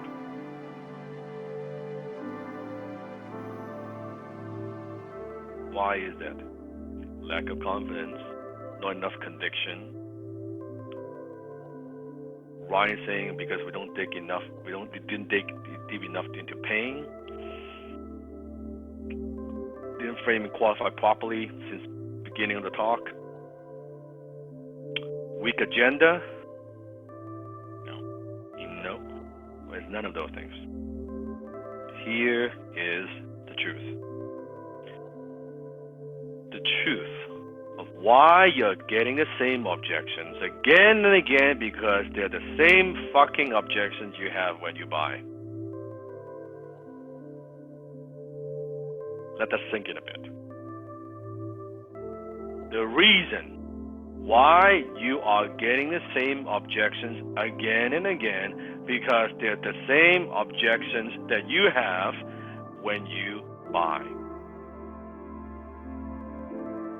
You project all your insecurities, uncertainty, and negative association with money or sales when closing. You actually trigger those objections. You trigger those negative responses from your prospects. You might think, why they gave you that objection? No, you trigger that shit.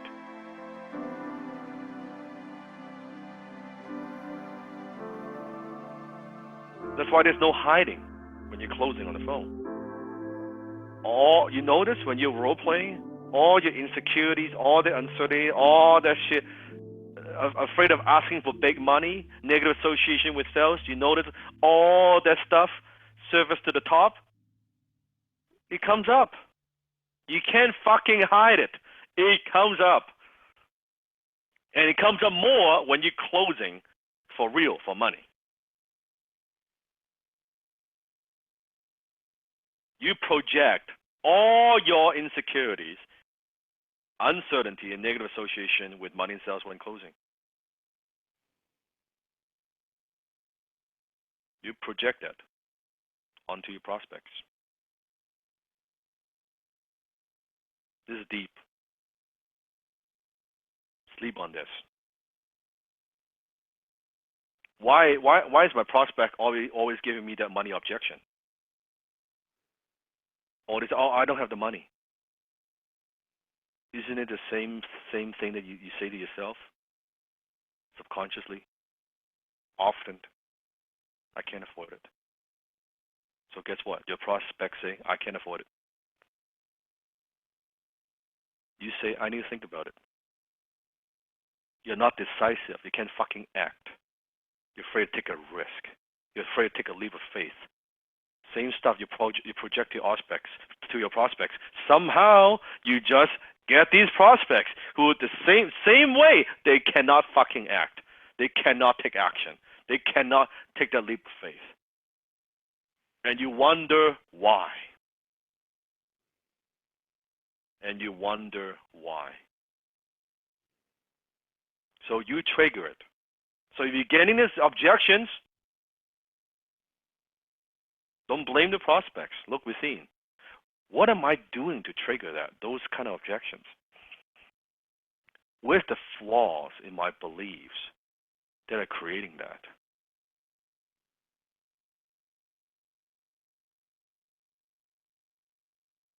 Rule number 5. You want to preempt those objections before it comes up. You want to preempt those objections. And you do that, how do you do that? By following the steps, by following the step 1, 2, and 3. When you go through that, qualify, money, decision maker, time. When you go through all of that, objections, they come up less, a lot less. And when you are secure, when you don't project your bullshit onto the prospects, objections rarely comes up. So if you are, when you're closing, you suddenly notice, I don't get as many objections. You feel like it's easier. It's getting easier to close. You feel like, these prospects are pretty easy. It's not that because the prospects are easy, because you don't project your own BS on them anymore. It means you have changed. You have changed your vibe, your energy, your identity. You have changed. That's why you're closing. It might feel like you're getting better, and you are, but the biggest thing is chances are you're not triggering those negative responses. You're not triggering those negative responses. Okay, rule number 6. I got to go a little bit faster because I want to make sure we have homework. It's not over until you say it's over. It's not over until you say it's over. It means this. It means, let's say the prospect says, oh yeah, I don't know, this and that, and you say, well, should we get off the phone? You are the one that dictates when you get off the phone. Hey, you know what, Mr. Prospect? Before I get off the phone, can I ask you a question? What are you going to do with this problem? How can I solve it? Circle back. It's not over until you say it's over. 3 things you get out of a call: a yes, a no. If it's a no, is it you saying no to the prospect? You getting this? Or is it a listen? If I want to stay on the phone because I want to have a little bit of fun, I want to deepen my learning. I want to get a lesson out of this. So I know I'm not going to close, but I'm going to have some fun with this. I'm going to see what I can do. I'm going to practice. I'm going to see if I can. And sometimes you're having so much fun, and you circle back, and you're doing all of that.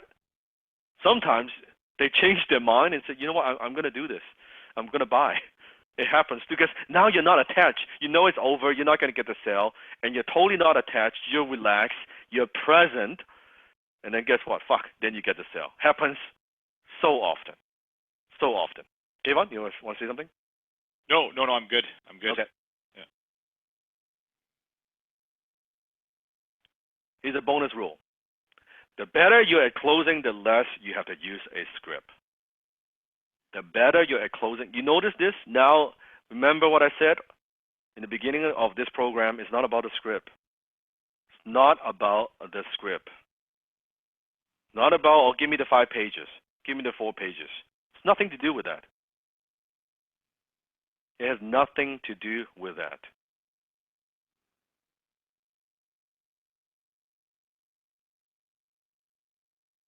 So why do you think I spend so much fucking time on mindset? And I continue to spend time on it because it has nothing to do with the line, it has nothing to do with the script. You won't be able to say the words without a proper mindset. You cannot say the words, you cannot ask the questions, you cannot redirect without the proper mindset. Because coming from a place of scarcity, you would be so afraid to say, should we get off the phone? You can't even say the fucking words. Because you're afraid, you're so afraid of losing that sale. If you have that desperate, needy mindset, the scarcity mindset, however, every morning, you start with gratitude. You feel good throughout the day. You say the creed out loud. You shift your identity. You role play, you practice, knowing that there's always another deal, there's always another prospect, that you are going to sell them something they don't even know they want it. They're going to say thank you. And you don't project your own insecurities on people, on your prospects. With that proper mindset, you can say whatever the fuck on the phone. You're close. Trust me. You can screw up the lines here and there. You can screw up the questions here and there, different spots. Maybe not getting it perfectly. You were still close. I do not need to do everything perfectly to close. It's less about the technique. Dan, I know we're running late. I do want to say one thing, if that's okay here. Yeah. And I'm speaking to the people who are going through this program the first time, and I'm speaking even more to the grads when I say that I need closers. I have a lot. We don't have a client problem. There's a closer problem I'm having, and it's not because you're not working hard. It's not because you're not putting the time in. It's this right here. You still haven't adopted the mindset of a closer, and I can't put you on to my clients because you're going to get eaten alive. And it's not because you suck. It's not because you can't get the skill. It's because you got to get the mindset. So I'm really going to encourage everyone who's watching and listening to this to really focus on adopting the mindset of a closer. Because I need people on my team. I want you on my team. I want you to get paid. But I can't do that without the mindset. So I encourage everyone. I challenge you to really ask yourself, this is for the grads, are you sending videos to me? Who's sending the videos when you want, when the videos are coming, I'm asking for clients? Who's sending it? The lower self, the person you once were, or the closer, the higher self, the person you know you can be today, tomorrow? Mm-hmm. Very well said. There's not a shortage of opportunities. There's so much fucking money out there. It's not even funny. There's so many opportunities. We need closers. Yeah, I'm turning people away. Really, I'm turning people away right now. You get the mindset. You have to get the mindset right, and you can see why the graduates who are kicking ass, who are just making shit happen, and taking names. Yes, they are the ones with the proper mindset. They are the one. Can you imagine this? Let's say go into closing technique and objection and all the sales techniques without the mindset. Just imagine if Seafood did that to you. I just go to and do directly. Here's the script. Here's what to say. Here's the line. Good luck. Can you see how I would be doing you a huge disservice as your Seafood? That does not help you. That does not help you at all. That is like feeding you to the sharks. No. I want to make sure you have the proper mindset first. And that's why I give you all the assignment. Speaking of the assignment, let's get into it. Because in exactly 9 minutes, this thing would shut off probably. Because we only have a 4-hour limit, I believe. So step number 1, continue to immerse yourself into my teaching. 10 videos a day. How many of you are watching 10 videos a day? Put it in the comment box. You make sure you watch 10 videos a day. And some videos you might want to watch more than once. Never watch passively. I expect more of you. Take notes. Reflect. Just like what you do right now. Listen to the class. Take notes. Reflect. Ponder. I want to teach you how to think. I want to teach you how to think. If you get nothing more out of HTC and you walk away with the ability to think, just like the Matrix, once what's been seen cannot be unseen. Once I teach you that, I open you up to the whole new world. The rest you will figure out. The rest you will figure out. That's why I give you that pill. You take the pill. We go down to the rabbit holes. And then you see things from a different way. You see everything differently. You see yourself differently. You see other people differently. You see family and friends differently. Every day. Morning, what do you do? Attitude, gratitude video. Make sure you watch that. And I've also asked one of our team member to upload those, because some of you guys are asking me for the MP3 version of it. So we've uploaded that. So if you want to listen to it on your phone or sometimes not watch a video but just the audio, you get that as well. So make sure you do that. Afternoon, Millionaire Mindset. Evening, Programs for Conscious Mind, Success and Wealth. One more thing I want you to do is to read the High Ticket Closer Creed out loud and proud at least once a day to develop a new self-image, a new identity of a high ticket closer. Put some emotions into it. Don't just read it passively. Get some energy into it. Read it out loud. Maybe once a day, maybe twice a day. Whatever it takes to develop the self-image, especially maybe before you jump on a role play, before you jump on a sales call, do that. Make that shift. Have the identity. You get on the phone, you'll feel differently. Step number two, I want you to continue to role play with each other. Jump on Discord, maybe right after this class. Jump on Discord. This time I want you to have a focus. I want you to put a focus on playing with resistance. So I want you to give each other objection, different type of objection. Handle that. More than that, you don't stop halfway. I want you to continue from beginning to the end. Handle the objection, go through all the steps, and I want you to actually close the sale at the very end. Pretend you're collecting money. Ask for the credit card. Read out some number, 452012305. It doesn't matter. I want you to act as realistic as possible. We're taking the whole new level. If you're going to send them agreement, say that. Have the email address. Make the whole thing like it's real. You're asking for the credit card. You're asking for the money. Do all that. And then as a prospect, tell your closer, so as a brother, sister, as a prospect, you're playing a prospect role, tell your closing partner, after each role play, now it's time to give each other feedback. We're taking the role play to a whole new level. It's not just the gemstone, personality is not just the scale, is not just asking questions, and not just going through the steps. Every single time after each role play, you give feedback to each other. 3 things that work, that they did very well, that I like the way you asked the questions, I like the way you set the agenda, and also 3 things that they need to work on. So 3 things, tell your closing partner, 3 things they did well, and 3 things that they need to work on. If you're not role-playing at least 1 hour a day, then you're not a closer. You're not serious about this. You're a fucking dreamer.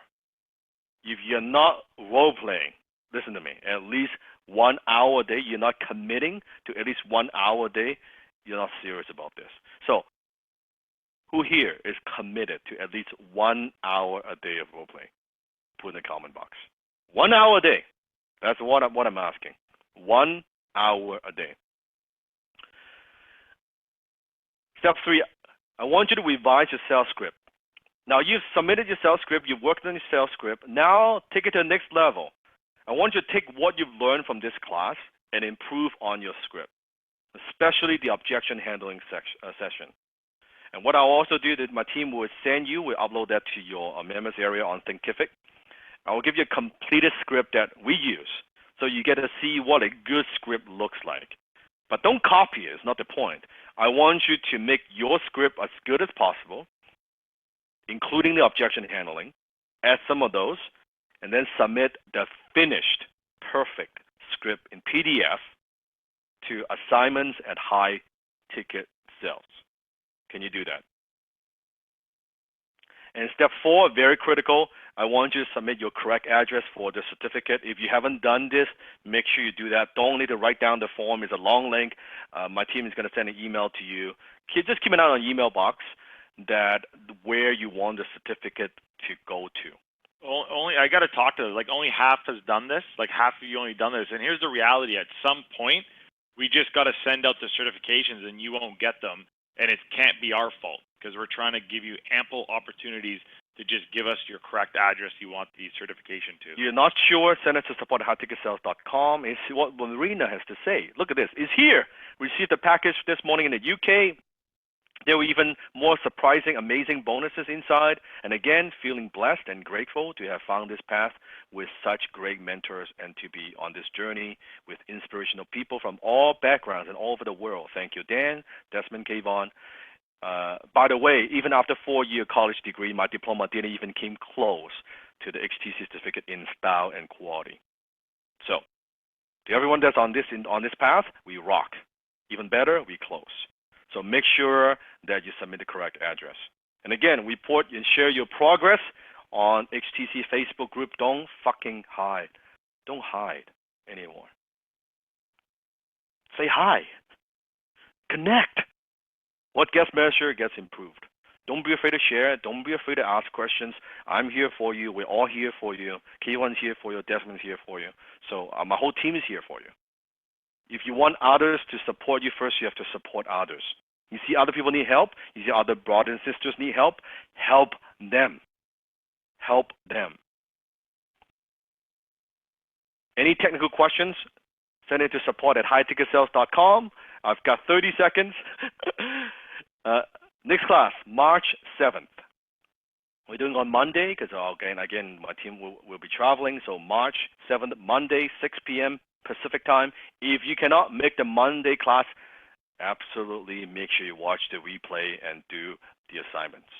And graduation class, mark this on your calendar, March 16th. March 16th is going to be a Wednesday, 6 p.m. Pacific time. Next class and the graduation class is all about taking what you've learned and turn it into money. So just to clarify, I know the Emerald's going to pick up on this. It's May. I think it's May. May 7th, May 16th. So anyone who sees that, please disregard the March. It's May 16th, May 7th. Thank you. It's May. Thank you. It's the Emerald, yes. May 7th. March will be next year. That would not be good. We go back in time. Well, no, sorry. May 7th, Monday, and then May 16th on Wednesday. You got it? If you got it, put it in the comment box. And quickly, also, once we wrap this up, go to the comment box and let me know what is your aha moment. I always love reading those comments. So your aha moment, what you've learned from this class today. What are some of the breakthrough for you? How are you going to do things differently? Okay? Make sure you do that. And have a great night or have a great morning. Until then, you are closer than you think.